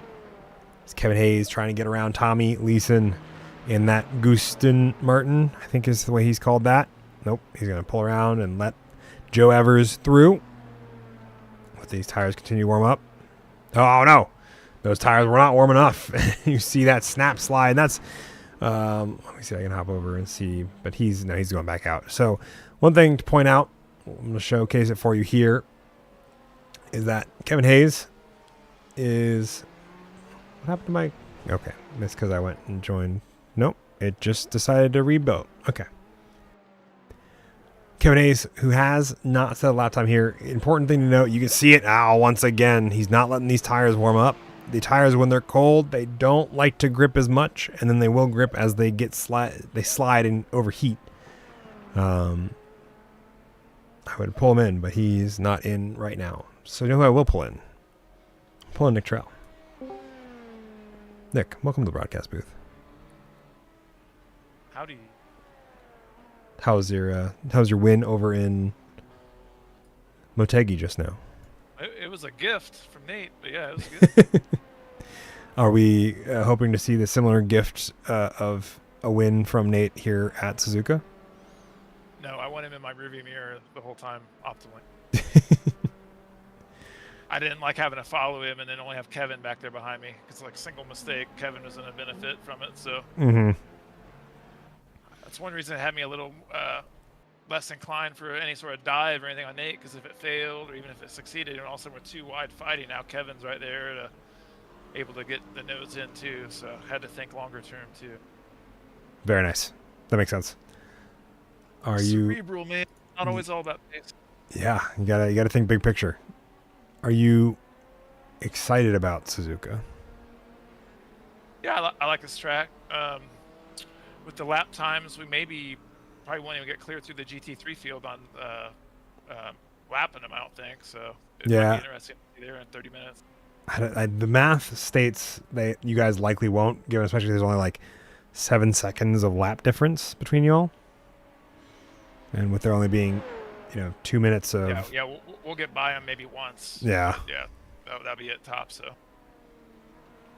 Cool. Well... So there'll be some luck of the draw with the traffic draw. I'll see where you catch them, where you maybe don't catch them. And hopefully the lucky rabbit's foot's in my pocket for the change. We'll see. We'll hope so. Yeah, Kevin was saying during intermission, he was talking about how he kept seeing me kind of do little mini dives on Nate and get partially side by side. He's like, "Come on, send it," and he's like, "Oh, this bastard's thinking long term already." He's like, "We're only halfway through the season." I was like, "Damn right. When we're tied up into the race, I gotta think of every little point." Yeah, absolutely. So, well, good luck to you. I'm gonna go bother the rest of the OMEC League Thanks, party man. chat. Good night. Yeah, you as well. Right, Good luck. Looking forward to checking it out later. Hell yeah. All right. Take care. Nick Terrell. Who else do I want to bother? I'm going to bother my old teammate, Tony. Welcome to the booth. What's up? How you doing? What's up? How we doing? Not too bad. Not too bad. Happy to be back in the seat. It's been a very spotty season for me, so I'm happy to do this whenever I can. Heck yeah. Are you a little more familiar than you are with Motegi, with Suzuka? Yeah, I mean, Suzuka is probably one of my favorite tracks of all time. I adore this track, so I'm feeling really, really comfortable in this track. Motegi, that was actually like the second ever just session in general I've ever done in Motegi. Oh, man. And on top of that, because I haven't raced in so long, and I get home from work maybe like 2 minutes before we typically start our races, if I'm lucky. Usually it's like 5 minutes after we've started. So I kind of just jumped right in, and I'm like, wow, I'm slow. But I'm thinking, all right, well, I don't really know this track at all. So I'm just going to try and follow some guys and see what I could do. And I couldn't keep up with anybody, and I was so confused. Man. And then I jumped into the race session, and I'm like getting dusted by the LMP2s. And then I can't even keep up with the GT3s. And I'm like, what is going on here? Nick Terrell comes on the mic, and he's like, oh, you're on wet tires, buddy. Yeah, I was starting to wonder if that was an accident on the back end, something with like my timing tower, and then I was like, oh no, you went and pitted for dries. That you were on wets. Okay, that makes sense. Yep. Cool. Yeah, I hadn't raced since we last run wets at Red Bull Ring and Hungaro Ring. Oh yeah, okay. Yep. And Dude. that was the last time I've literally turned on my computer. Oh my So gosh, okay. That'll happen. Yeah, that will happen. So. Yep. All right. Well, I'll let you get back to practicing, and I hope you have at least a more properly tired race than you did Thank before. you, sir. I appreciate hope that. to see you on the podium, and good luck. Thank you. All right. And I'm kicking you back. And that was Tony, my good friend, teammate from the Outlander. There we go. English words. All right, I need to bother Chris Kraus because I'm curious as to what happened. Chris Kraus. Hi, Finn. How you doing? Oh, I'm doing good. I'm hoping this race goes more consistent than I was last race. I was kind of curious. Did you just cook your tires earlier? I have no idea. I think it's driver error. Just giving it too much too early. While there's no downforce on the back end. If I had to guess. So yeah, typical me not being able to be consistent. It is what it is. Yeah. Were you familiar with Motegi prior to that? Oh, it's one of my favorite tracks. I love that track. Oh, good. Okay. I'm not the only one that has enjoyment of Motegi. Yeah. No, I think it's a fantastic track. I'm very disappointed to hear the animosity towards it. I would rather race Motegi over Fuji. I don't know. Fuji can be fun. I think Fuji really requires some downforce to make it enjoyable, though. It's tough. It's not a good track for me, so That's fair. Not a fan. Yeah. Equally a fan of some Suzuka? reason, I do like Suzuka as well, but I'm not very good at it either. Okay. Well, you say you're not very good at it, but you're currently topping the GT3M timing tower, so I'm not sure I fully believe you at this point. Yeah, exactly. So, all right. No, I will say, these tracks, they're just nostalgic tracks, both Motegi and Suzuka from my time and, on the greatest simulator on Earth, that is Forza Motorsport. So. Fair. All right. Well, I'll let you get back to your practice here and get into the race here in a moment, but I hope you enjoy. I'm going to go bother Tom because I haven't bothered Tommy yet, and I feel like I don't want to leave him out. Thanks, so, Fed. Take care. Thanks, dude. Have a good night. You as well. All right. Last but certainly not least, because I don't want to leave him out. Tom Leeson. Hey. Welcome to the broadcast booth. I bothered everybody else in there. I felt like it'd be only right that I bother you too. Yeah, that's fair. I think out of all the people that I interviewed, you had the calmest race of Motegi. Did you like Motegi? I do like Motegi. You just got to get into the flow of it a little bit. Mm-hmm. Mostly, I was just focused on, keeping my wheels on track. Fair. I was, my lap times are pretty consistent. They were just consistently shit. Well, they look a little less consistently shit so far for Suzuka. We'll have to hope that continues. Yeah, fingers crossed. This is probably, I think, my weakest week on the calendar. So I'm hoping to, get a couple good results out of this and then pick up and move on. Absolutely. And worst comes to worst, it ends up being a drop round. I believe you still have all those available to you. So I think I missed one sprint week. I missed the wet week, so okay. we'll see what happens. Well, you still have, I think we have 2 drop rounds, I think, at least. I'm trying to remember if we have 2 or 3. So if not, this could be one of the other ones. So there we go. So still all to play for. Absolutely. Now we're missing. I was gonna say we're missing a lot of the field today. So this is my chance to make up some points, I think. Absolutely. I'd say it's a good night for points, regardless of where you finish from what I've seen. We have a 4th GT3 Pro driver, but then I think we lost a GT3 M driver. Yeah, looks like it. Interesting. Okay. But either way, avid Radicals enjoyer Tom Leeson. Oh yeah. Going to anybody listening, drive Radicals at Mosport. You won't be upset about it. We took a bit of the off week in the OMEC season and went and raced Radicals and had some fun doing it. How often do you race Radicals outside of off weeks? If I see an official going live, like if I see a race going official, I'll usually try and jump in. But yeah, not as much as I want. Okay.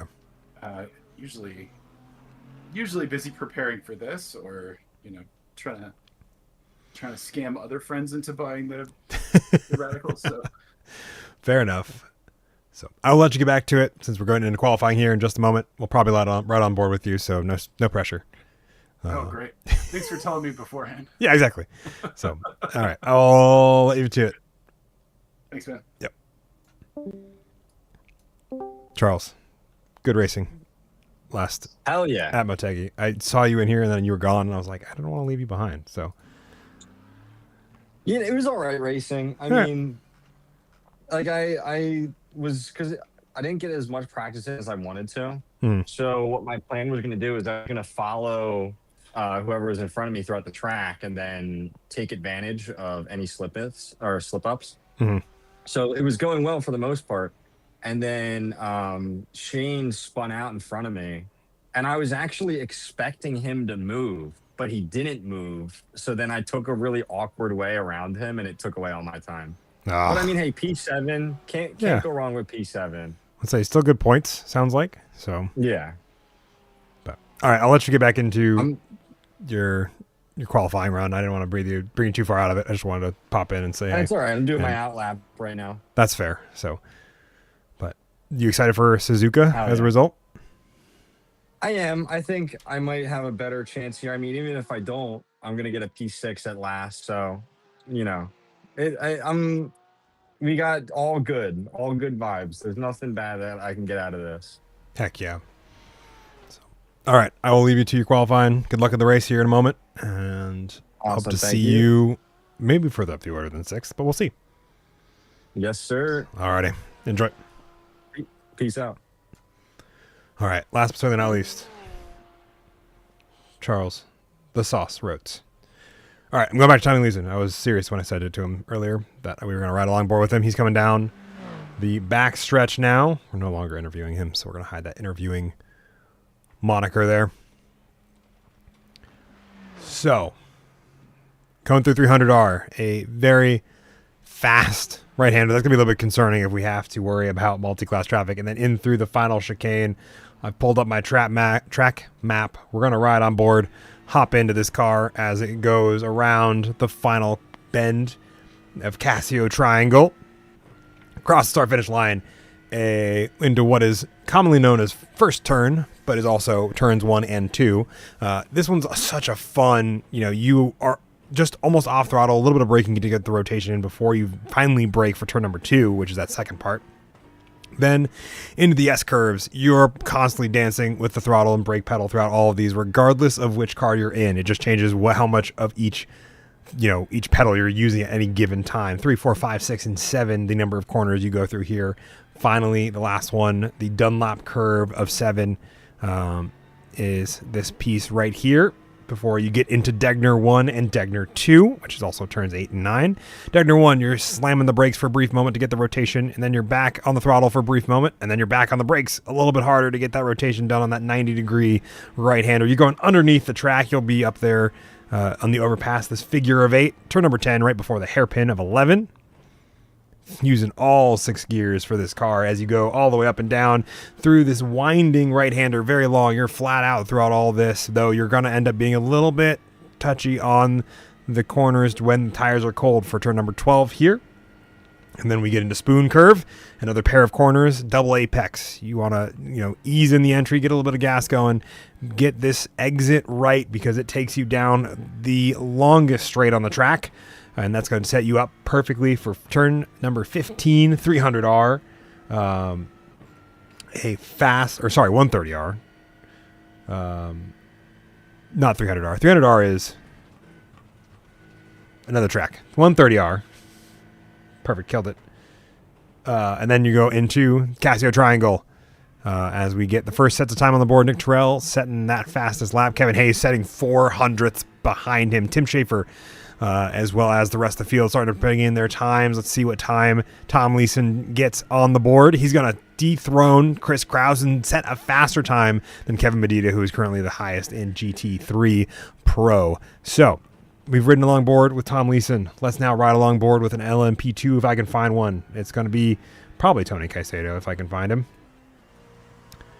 And Tony Caicedo getting his first lap time in. Let's see here real quick.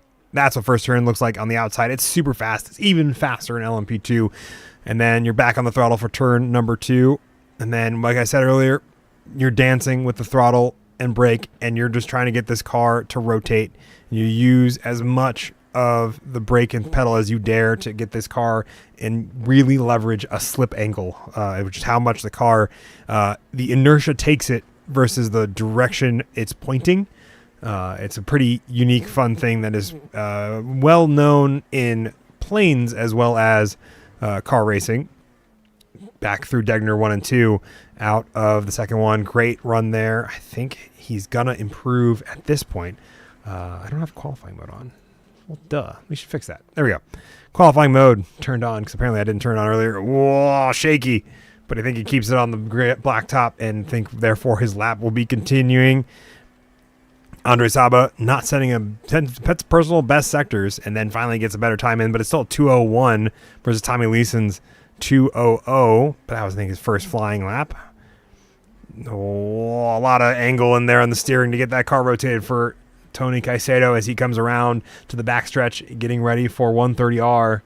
Let's see if I can pop this open. You can see, there it is. We'll see these drivers. 130R is flat, darn near flat for the LMP2. You're going to see him come down through Casio Triangle into the braking zone through the rotation. Got to be careful on the exit. The LMP2 loves to kick its rear end out there because the traction seems to fall away from it as you get closer to that curbing. And then he's going to come around the start-finish line. He does, in fact, improve. Doesn't get a better position, but does decrease his gap from Tyler Roberts as he gets around once more. So, a lot of the field setting their lap times. Nick Terrell currently on the top of the timing tower alongside Nate Sides, about half a second behind him. Jeez. Kevin Hayes, third on that podium. As I am trying to figure out if my insides want to be outsides for a brief moment. We'll see a bunch of these drivers continue to set their lap times. Joe Evers, I think, also in the process of setting a second lap time At the moment, we have 3 minutes left, a little under 3 minutes, 2 minutes and about 2.5 minutes, left of qualifying. Tom Leeson setting the fastest lap time on the track with a 2 minutes even, 0.724. Then, so far, the top three of GT3 Pro separate between him and Chris Kraus, who is second in GT3 AM. So we might see this GT3 AM leaderboard be above the GT3 Pro for this race, but simply because they are faster. Or at least Tom Leeson's faster, which is all that matters. So, Joe Evers trying to get one last time in. I believe he still has a lap left to go. With 2 minutes left on the clock, he'll get that lap time in. Well, I might have been too far off, though, as he gets into the thing, or gets into the curbing, and he comes down, parks it there. So that will not be a new lap for him. Chris Kraus setting a purple second sector there.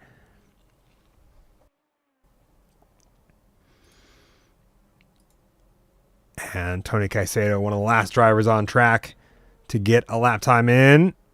I think. Nope. I don't think it's lap time. He's just coming over to get laps done. Chris Kraus, unable to improve his lap time. Probably because it wasn't a lap time. Shane Brown getting a lap time in of a 2:03.45. Oh, excuse me. That was lap time in.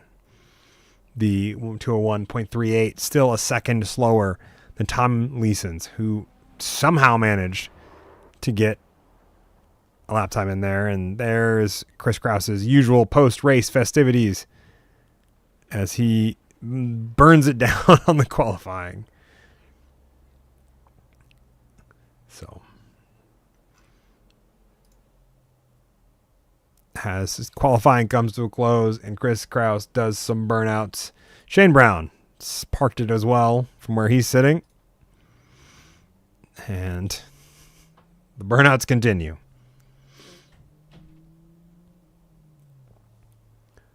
So we'll see them continue to burn out. And then once we reach the end of this, we'll get a grid that'll look a little interesting as a result of Tom Leeson being the fastest GT3 on track. And we'll go from there as we get into our second sprint race of the evening. Another 30 minutes of racing coming up in just a few moments' time. And then we will see where the standings will lead us. We'll wrap up the show. And then next week when we come back, we'll see where the standings have changed as we get results. And therefore, we're going to get ready to grid here in just a moment. Assuming the grid shows up for me. There it does. Nick Terrell is once again taking the pole position alongside Nate Sides, Kevin Hayes, as well as Ian Baker, going to be in row number 2 once more. Patrick Cantrell, Luke Plaisance in row number 3, Tyler Roberts, Tony Caicedo, Joe Evers, Tim Schaefer, Kelvin Collado, and Sean Roberts round out the 12-car LMP2 grid. We're going to look at the GT3s next. Tom Leeson going to lead off the GT3 field. Michael Doyen in GT3 Pro right behind him. He's going to share the row with him. Andre Saba and Kevin Medina. What have I done? Fen, I'm scared. Dude, I don't know what you did. Don't look at me. I have no idea what you did either. All I did was ride a long board for your lap, and you killed it. So clearly you did something right. I don't know what it is, but I don't need to know what it is. So, you know.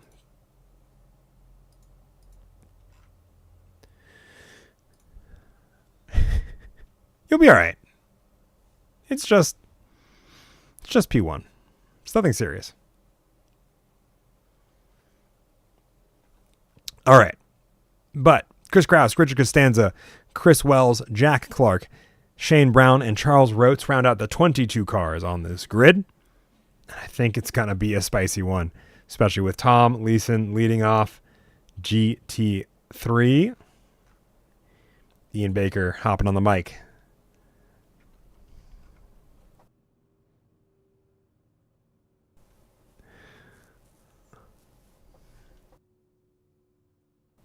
And all 22 cars get on the grid there. You see all of them there as we're following. We're looking, yep, there we go. I was going to say, oh no. As all 22 cars, we have 12 LMP2s and 10 GT3s. The LMP2 is going to lead away. Nick Terrell going to lead off that grid. Nate Sides in second as well. Going to hold up the left column of that field. Tom Leeson getting that grid going for GT3.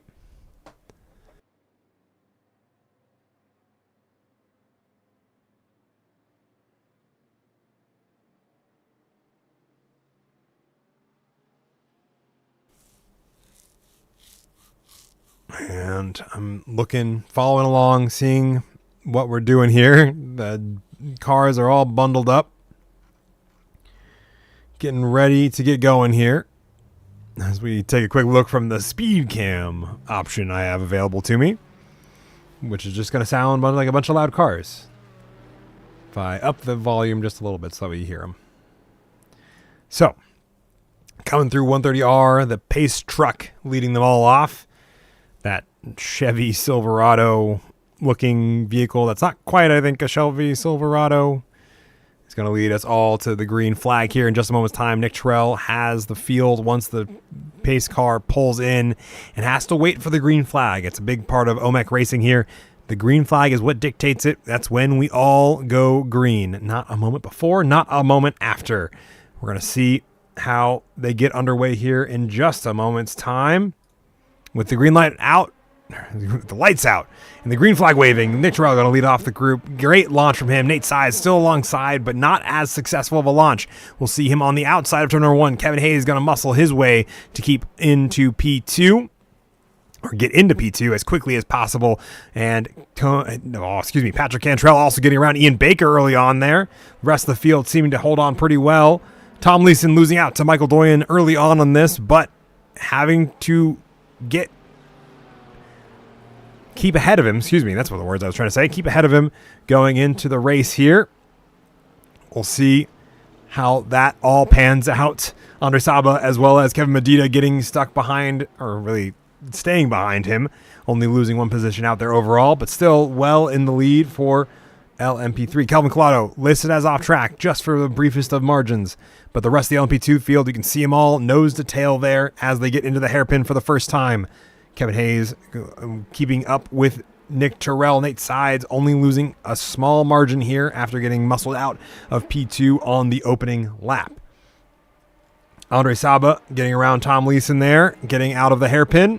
A deep lunge there, sees those two drivers fighting it out for those positions there. Kevin Medina right behind the three of them. Let's see if we can I was going to keep that angle.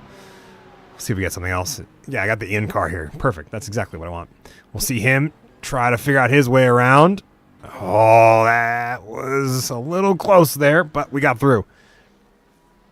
All right. LMP2 field, Kevin Hayes still hanging out in second. Nick Terrell leading off the pack at the moment once more. You can see the first 4 or 5 drivers there. Luke Plaisance, Tony Caicedo, both getting positions as well from Ian Baker, who has fallen down the order just a little ways. Jack Clark having a rough time here, finds himself off track. It almost looks like he has made contact with that barrier. I wonder if he has, or if he's just had a big old off. He pulls that car around. Okay. See what happened to Jack Clark here. He's labeled as crashed. He's coming into pit lane. Let's see what happened to Jack Clark here. Not the pass. We'll look at that here in a moment as well. It looks like there was almost a pass for Tom Leeson to Andre Saba. He was labeled as crashed here. Where does he go off track? He goes off track here. All right. Oh, I wonder if that car got loose on him. It super did. You can see it happen almost like it's in slow motion. And then he bumps into that wall, and that is why his car is where it is. Finds himself in and out of pit lane quickly. Nick Terrell trying to build the gap to Kevin Hayes. About a second now between these drivers, but it's going to close right back down. Kelvin Collado trying to get around Tim Schaefer at the back end of the grid. And Tom Leeson finds himself further down the order. I wonder what happened there. Let's take a look. If there was not almost a bit of contact there. Kevin Medina. I'm going to follow along with Tom Leeson here. We're going to go around. Oh, is he just offline? He just ends up getting pushed offline into the grass. Not through much he could do there. Just trying to keep that car going in the right direction, but he's going to fall down the order just a little bit as he will scramble now to get the positions back, but he has plenty of time and the pace to do it. I can't imagine he'll be taking the fight back to him here in just a moment's time. Kevin Hayes, Nate Sides going to be also looking to duke it out here. Oh my gosh, these cars are like beacons when the reflections are just right. A big gap now forming between Luke Plaisance and Tony Caicedo. Between himself and Tony Caicedo. Tyler Roberts trying to see if he can get around Tony Caicedo as well as Ian Baker. Those three drivers now all battling it out within a few tenths of each other. Chris Kraus, Richard Costanza, as well as Kevin Medina back into a fight. Tom Leeson at the tail end of it, waiting for his chance to find a way around and get back into where he has started this race.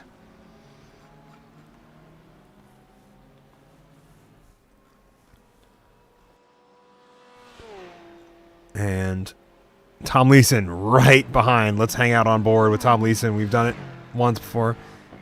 Right behind Richard. Oh my gosh. Scary moment there. Tom Leeson, expert reaction time there, keeps that car out of the rear end of Richard Costanza. We're going to see how these two get on. Calvin Collado going off track once more into Degner 2. Keeps that car, however, going the right direction. Sean Roberts a little ways behind all of these drivers. And Nick Terrell setting the fastest lap of the race, the 152.32 this last time by. We'll see how he fares over the course of the next little while. Chris Kraus labeled as off track. Same with Richard Costanza. Tom Leeson keeps it in play. And these drivers keep on keeping on. At this point, Tony Caicedo under threat from Tyler Roberts as well. Kind of jumping a little bit all over the place, so forgive me. I want to see if there is an option here. See if Tyler Roberts has the pace. 1:53.08 for Tyler Roberts with an off track. Versus the 1:53.54 of Tony Caicedo.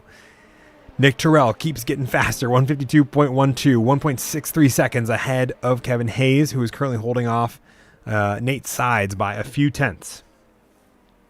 I gotta imagine Tyler Roberts is going to be looking to make the pass soon. Both of them now a few tenths behind Luke Plaisance, who's 1.75 seconds behind Patrick Cantrell. Tom Leeson, once again, trying to find the pass on Richard Costanza, unable to do so. Will keep himself currently in third in class after that attempt. But Richard Costanza setting his personal best lap of the race and also fastest lap for GT3 AM by 2 tenths over Tom Leeson. I think Tom Leeson had to make sure he didn't run into that car, so that might have been part of why he ended up where he did. Luke Plaisance, Tony Caicedo within a tenth of each other. Let's ride on board with these guys. Oh, blocking off the inside is Luke Plaisance. And Tony Caicedo eventually yields to not run out of room, but he's a tenth behind and is going to have to keep up and give a little bit of extra room. That draft is also going to be an interesting one because we're going into the curves. And keeps it out of the rear end of Luke Plaisance. It's going to be interesting to see. He's got the run here. It's going to be a drag race down the back stretch to 130R. But Luke Plaisance doesn't have the same exit speed that Tony Caicedo does. I'm going to look at it from over in the blimp cam because oh my gosh, Luke Plaisance barely keeping on, but it's going to lose out to both positions as a result of, and they're going to run too wide through Casillo Triangle, excuse me. Now we'll see him filter down the order. This is one of those tracks that just punishes anybody who's offline, including, at this moment, Luke Plaisance. Tom Leeson now getting, I think, stuck behind Richard Costanza once again, trying to find his way around. About a second and a half up the road is Chris Kraus, who's seeming to pull a bit of a gap. These three drivers, however, I'm going to hold on to the battle here because it is not going very far at all. We ride along board with Ian Baker, who's at the tail end of these four drivers, two of which have gotten around Luke Plaisance after Luke Plaisance was forced wide through 130R last time by. Whew. And further up the road, Nate Sides, Patrick Cantrell within 2 tenths of each other. And an off track for Tony Caicedo right behind them. We'll see this battle, I think, continue to be the same. Baker also making the lunge around Luke Plaisance, who has to yield the position as Ian is trying to get back into the form he had during qualifying. Still down 3 positions, and Luke Plaisance is down 2. Tony Caicedo, one of the biggest movers here, finds himself at the sharp end of the stick with up 3 positions. Our biggest mover in either of the 2 main classes, or all 3 if you want us to break down the GT3 Pro and GT3M. Tom Leeson down 5 spots, but trying to make his way back up as well. We'll keep an eye on that. I'll keep talking about it. There's a look out of Tyler Roberts through 130R. Oh my goodness. Tom Leeson has the lunge up the inside of the hairpin, has to slow down to not hit Richard Costanza. They end up going too wide through turn 12, and that's going to be frustrating for him. He has the pace to get around. He's now just trying to find the moment, and the defense from Richard Costanza is only opening up the gap between himself and Chris Kraus further. Or between both of them, really, and Chris Kraus further. Chris Wells getting involved in this now, as this has slowed them down enough to allow Chris Wells to back into this fight. Sean Roberts listed as crashed here. Let's take a look here. By himself, going through 130R. I wonder if it's just an issue. That car gets unsettled, goes through that. And is it a braking? Does he outbrake himself? Yep, that he certainly does, and gets a little bit of rotation in, but not enough for a full spin. Tom Leeson has finally labeled as passed Richard Costanza coming through 130R. We're going to look at this again. It's a replay. And into the braking zone. I think Richard Costanza just allows him through, tired of trying to fight him for the position. Now he has to make up the 4 seconds he's built up between himself and Chris Kraus up the road for the lead of GT3 AM. Further up in in LMP2, I almost said LMP3. That's not quite the right class. Tyler Roberts, Tony Caicedo still in the battle. Luke Plaisance hunting down Ian Baker after that pass earlier on. Kelvin Collado and Tim Schaefer will also find themselves in a duel. We followed along with a lot of these. I'm kind of curious to see how Tim Schaefer as well as Kelvin Collado find or end up here in just a brief moment's time. If there's a pass to be made, I think Kelvin has the pace, especially if Tim Schaefer has an off track like he did just then. And they're end up going to go too wide still through 130R, neither yielding. Oh, this is going to be sketchy. Tim's going to go wide, but he keeps it on there, but it's going to force him to have a slowdown, at least at my knowledge.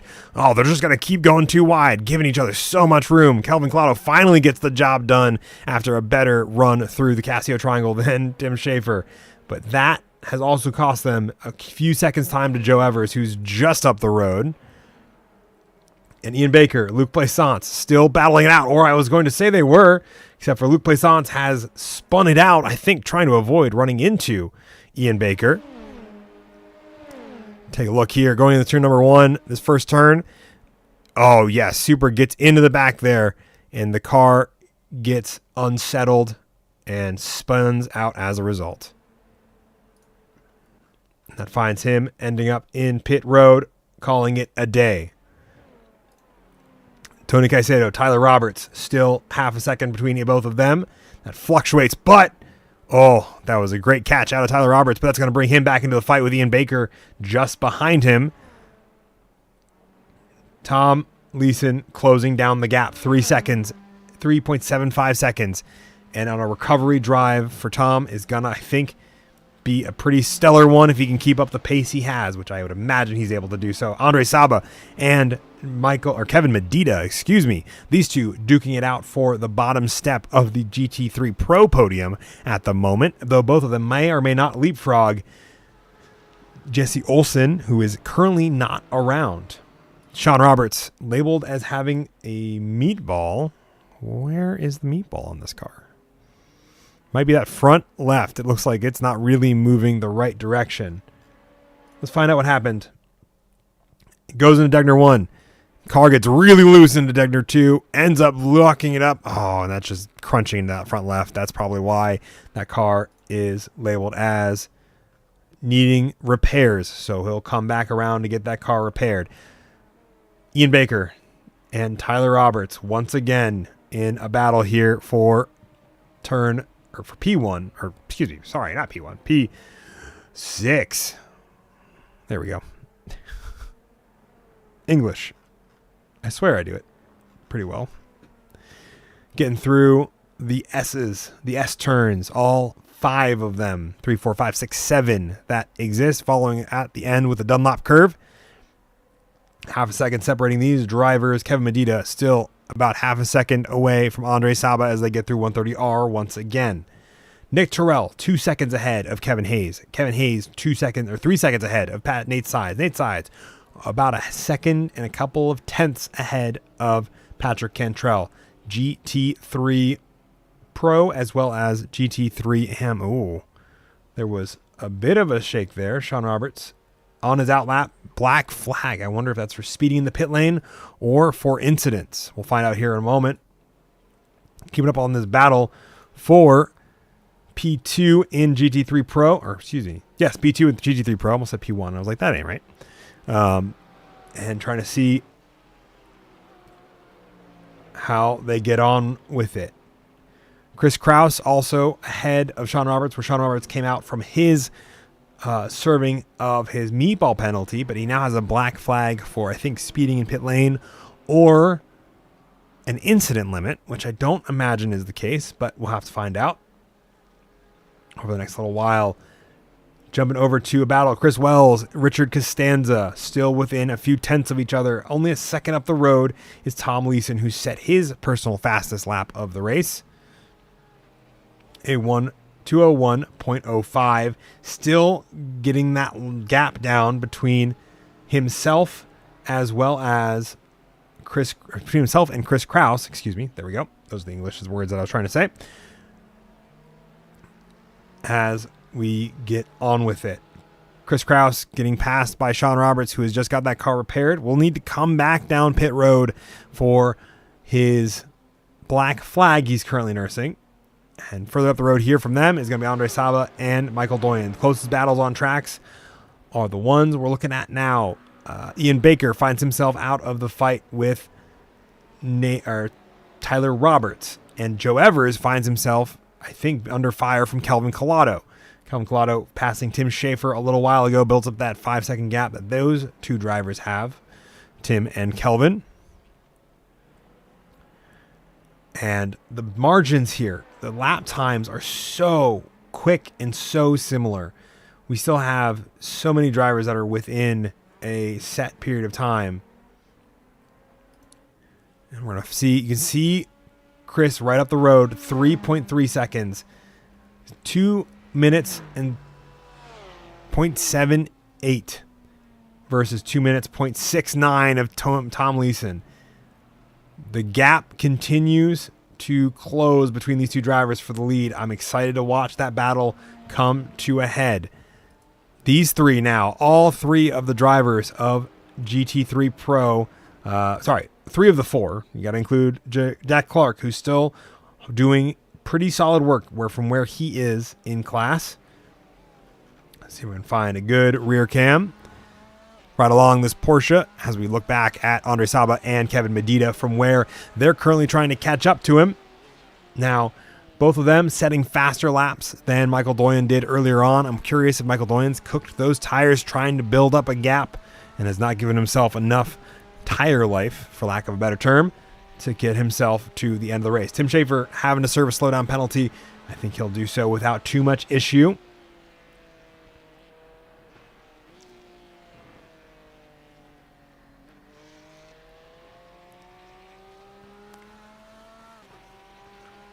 Looking at a fight, the Kelvin Collado and Joe Evers as they get through the S turns and the Dunlop curve. Charles Rotes finds himself off track. I wonder what happened there. Letting Nick Terrell through, finds himself on the grass. I think that'll be what caused the car to over-rotate, and it will spell just the lightest of touches, though, into the tire barrier. I think he'll be able to get that car going again without too much issue, but we'll see here in a moment. Joe Evers and Kelvin Collado still duking it out. Joe Evers getting a better run out of the hairpin than Kelvin. Further up the road, Tony Caicedo, as well as, I believe, that's going to be Tyler Roberts in the background there, half a second between those two drivers as they get those cars down the backstretch towards 130R. Chris Wells, Richard Costanza also in a duel here. But we're going to hop back over to Kelvin Collado and Joe Evers as they go within a couple tenths of each other into 130R. Let's see if we get a look here into Casio Triangle. He's off the road going into 130R. Keeps it in. Has the look. Late on the brakes for Kelvin Collado. He's going to get that car rotated. Man, he has been an expert in that chicane all evening. It's how he picked off Tim Schaefer just a little while ago and has done it again with Joe Evers. So fantastic driving, setting lap times at about a second a lap faster overall than Joe Evers as well as Tim Schaefer.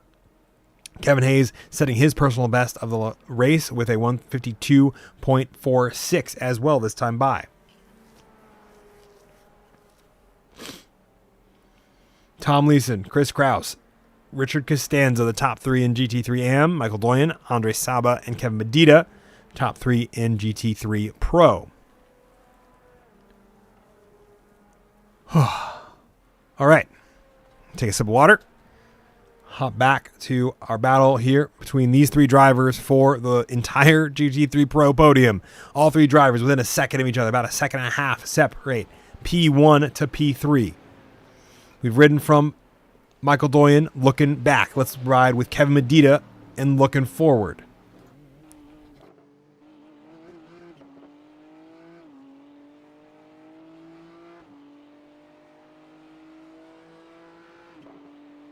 Michael Doyen setting his personal best about a tenth faster than Andre Saba's most recent lap. Following up on the lap times between Chris Kraus and Tom Leeson. They have plateaued, but Richard Costanza setting his personal and the class best at 2 minutes and 0.626. I think Stitches got words to say about that somewhere.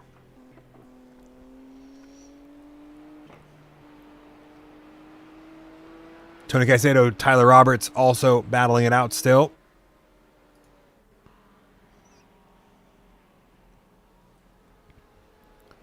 As they get one through Degner's 1 and 2 once more. Hopping over, Tyler Roberts, Tony Caicedo. 3 tenths had separated these drivers up to 4 tenths now. As we look at them coming through the S curves. There we go. And we'll see how well they get on. These two, Tyler Roberts, slowly closing down on Tony Caicedo every couple of laps. And then usually one or the other ends up having an issue. We'll see if that remains true. Half a second now separate these drivers. But yeah, much better exit for Tony Caicedo than Tyler Roberts into or out of the hairpin onto turn number 12 and coming up to Spoon Curve. The gap opens back up. Tyler Roberts did set his personal best last time by. See if that improves for him. Chris Wells trying to get around Richard Costanza, but Sean Roberts is trying to get through lap traffic once again after finding himself with a meatball earlier on. And Andre Saba and Kevin Medina still within 3 tenths of each other. Kevin Medina setting the personal best as well as his class fastest with a 159.83. Both of them faster than Michael Doyen this time by. Kevin Medina looking to try to get too wide through the S turns. That is maybe not the best place to do that, but if you need to get past, you need to get past, and you cannot wait for a driver to let you through because that is not the goal of racing. I love this look, by the way. Kind of just a point of car nonsense, but I don't like the fact that it ends up really just being in line with where the car that they're being chased by ends up being seen. Anyway, the two of them still duking it out. Michael Doyen opening up that gap once more to 1.37 seconds up the road. Sean Roberts getting around Tom Leeson, almost ends up letting him through.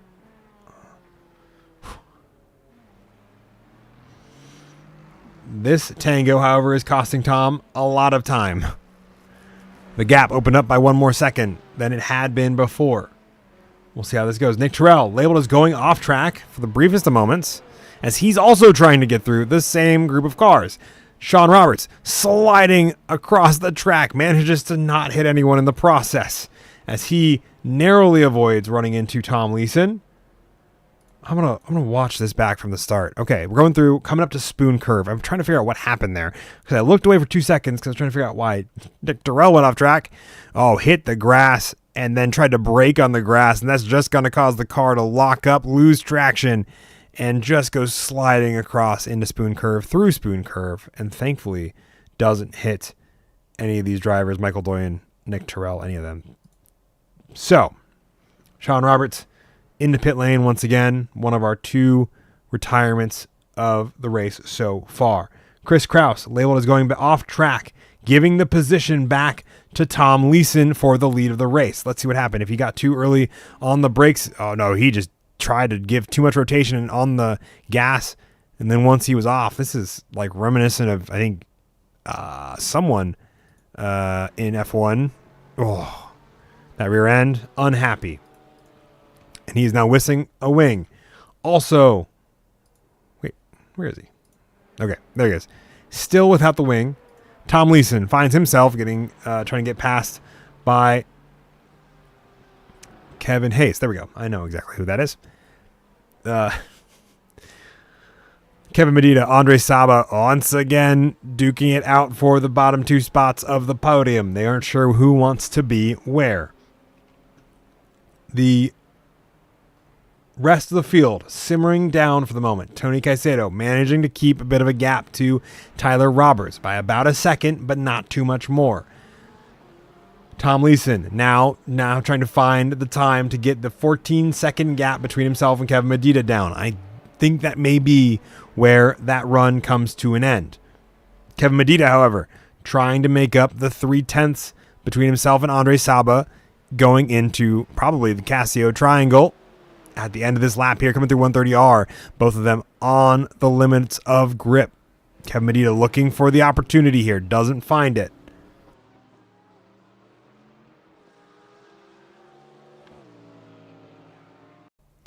Chris Kraus trying to push this car with no wing. We'll see that car be very upset because it's trying to turn and has nothing to keep the rear end planted. He's going to pop a 360, keeps it out of the way, but oh my gosh. Shane Brown trying to avoid a spinning Chris Kraus. Oh, just has to abandon the run, and we'll see him go hopping over the field. Oh, just a gnarly hit into the tire barrier there. And he's going to pull it around to a stop. You can see that right front, that's right by the wall there. Just, I don't think that thing's attached anymore outside of what keeps it from the retainer pin. So, with that said, Tony Caicedo, Tyler Roberts back into a fight as they get into the closing stages. We've had 27 minutes of racing. 360 no scope. Oh, no. Yeah, something like that. We've had that many minutes of racing. Tom Leeson trying to keep out of harm's way as the LMP2s are trying to get past. Thankfully, successful for the moment. These 3 drivers, really, Patrick Cantrell wrapped up into this fight. Not by much, though, only a second for those drivers. And then half a second between Tyler Roberts and Tony Caicedo as well. Nick Terrell getting caught up by lap traffic, trying to get through the final few cars of GT3 Pro. But I believe this next lap will be the white flag. If it's not already, let me check the grid. Let me see if the grid will tell me. I don't see Barney waving a flag. He's in that. And there's Cheyenne Brown leaving pit lane after getting his car repaired. For those of you who are unfamiliar, there is one fast repair for all of these drivers on offer. Kevin Medina and Andre Saba, after trying to get dealing with the GT or LMP2 traffic, finds himself 2/10 behind Andre Saba for P2 of GT3 Pro. With, I think, the white flag now officially flying. Yep, you can see him there. We'll see the white flag fly, and these two drivers now trying to figure it out with 1 lap to go. The closest battle for a podium position on track at the moment are these drivers. Tim Schaefer labeled as crash with a black flag for incident limit, unfortunately. We'll cover that here in a moment. Oh, my gosh. Oh, no. Tim. Oh, my gosh. Okay, Adam. Andre Saba sent off course flying. Parts going to be exploding off of that one as he got unsettled by Kevin Medina, who got pushed wide by Kevin Hayes. So, hey, unfortunate finish there. I'm trying to find a good... Oh, that car currently trying to get around to the end of the race. That left rear is not attached. Nick Terrell coming through Spoon Curve to take home his 2nd win of the night and his 4th win of the season. We'll see Andre Saba jump to pit lane, not finishing this race. Chris Kraus, Jack Clark going to be battling it out for overall positions, as well as Patrick Cantrell and Tony Caicedo for a couple of points here. Tony getting very loose there towards the end. Coming through Casio Triangle now, Nick Terrell, 3.8 seconds ahead of Kevin Hayes, who is 2 seconds ahead of Nate Sides. We'll see Nick Terrell take his 2nd win of the evening here at Suzuka Circuit. Kevin Hayes comes home P2. Nate Sides going to round out the podium there, just getting past but Michael Doyen, who comes home P1 of GT3 Pro. Kevin Medina going to end up coming home P2. Tom Leeson finds himself back at the top of the GT3 AM podium and only 2 spots down from where he started in GT3 overall. A fantastic run for Tom Leeson.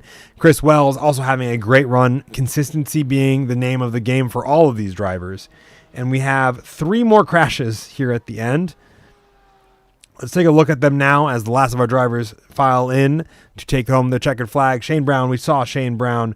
I was curious about what happened seriously with Andre Saba. Yeah, just gets... Oh, I can't... Hold on, let's look at this from this angle. Yeah, just gets bumped into as Kevin Medina tries not to hit Kevin Hayes. And that unfortunately causes a huge accident for Andre Saba there at the end. Chris Wells also labeled as crashed. Not sure quite what happened here. Does he slide? Looks... Oh... stops to not hit Andre Saba, and that's where Andre Saba toes. Okay. Joe Evers, I'm going to assume that's the same thing. They all look like they happened at the same time. So. And Charles Rotes comes home in P5 in GT3 AM. A fantastic result for Awful Sauce Motorsports with their premier, I think their premier driver this evening. So, with that, we have some results. And in LMP2, let's start back at the top. Nick Terrell takes home his 2nd win of the evening for making it 2 more wins and increasing his point lead to his championship rival, I would say at this point, and podium currently tied for 1st in the championship standings. Kevin Hayes, who comes home 2nd, 4 seconds behind. Nate Sides rounds out that podium. Patrick Cantrell and Tony Caicedo are the top 5, with Tyler Roberts, Ian Baker, Kelvin Collado, Joe Evers, Tim Schaefer, Sean Roberts, and Luc Plaisance rounding out the 12 cars. Both Sean Roberts and Luc Plaisance, I don't think, take to the checkered flag as a result of damage. In GT3 Pro, 4 drivers take home the checkered flag. Michael Doyen holding out over Kevin Medina and Andre Saba to take home that win. Kevin Medina ending up in 2nd after a late race incident there. We'll see the GT3 Pro driver, Andre Saba, end up filing out of the race a lap down. Jack Clark rounds out the 4 cars that take to GT3 Pro, in GT3 AM, an important thing. Tom Leeson starting on pole in GT3 overhaul and coming home GT3 AM's winner, and only 2 spots behind the GT3 Pro and GT3 overall winner.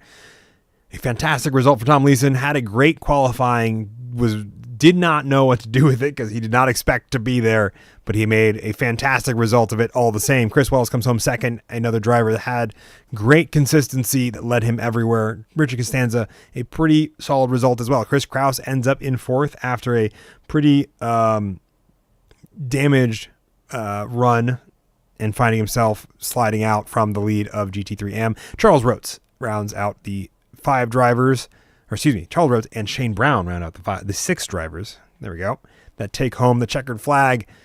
Shane Brown with a host of issues, unfortunately. I think a lot of them trying to adjust his own spot on it. Anyway, I will be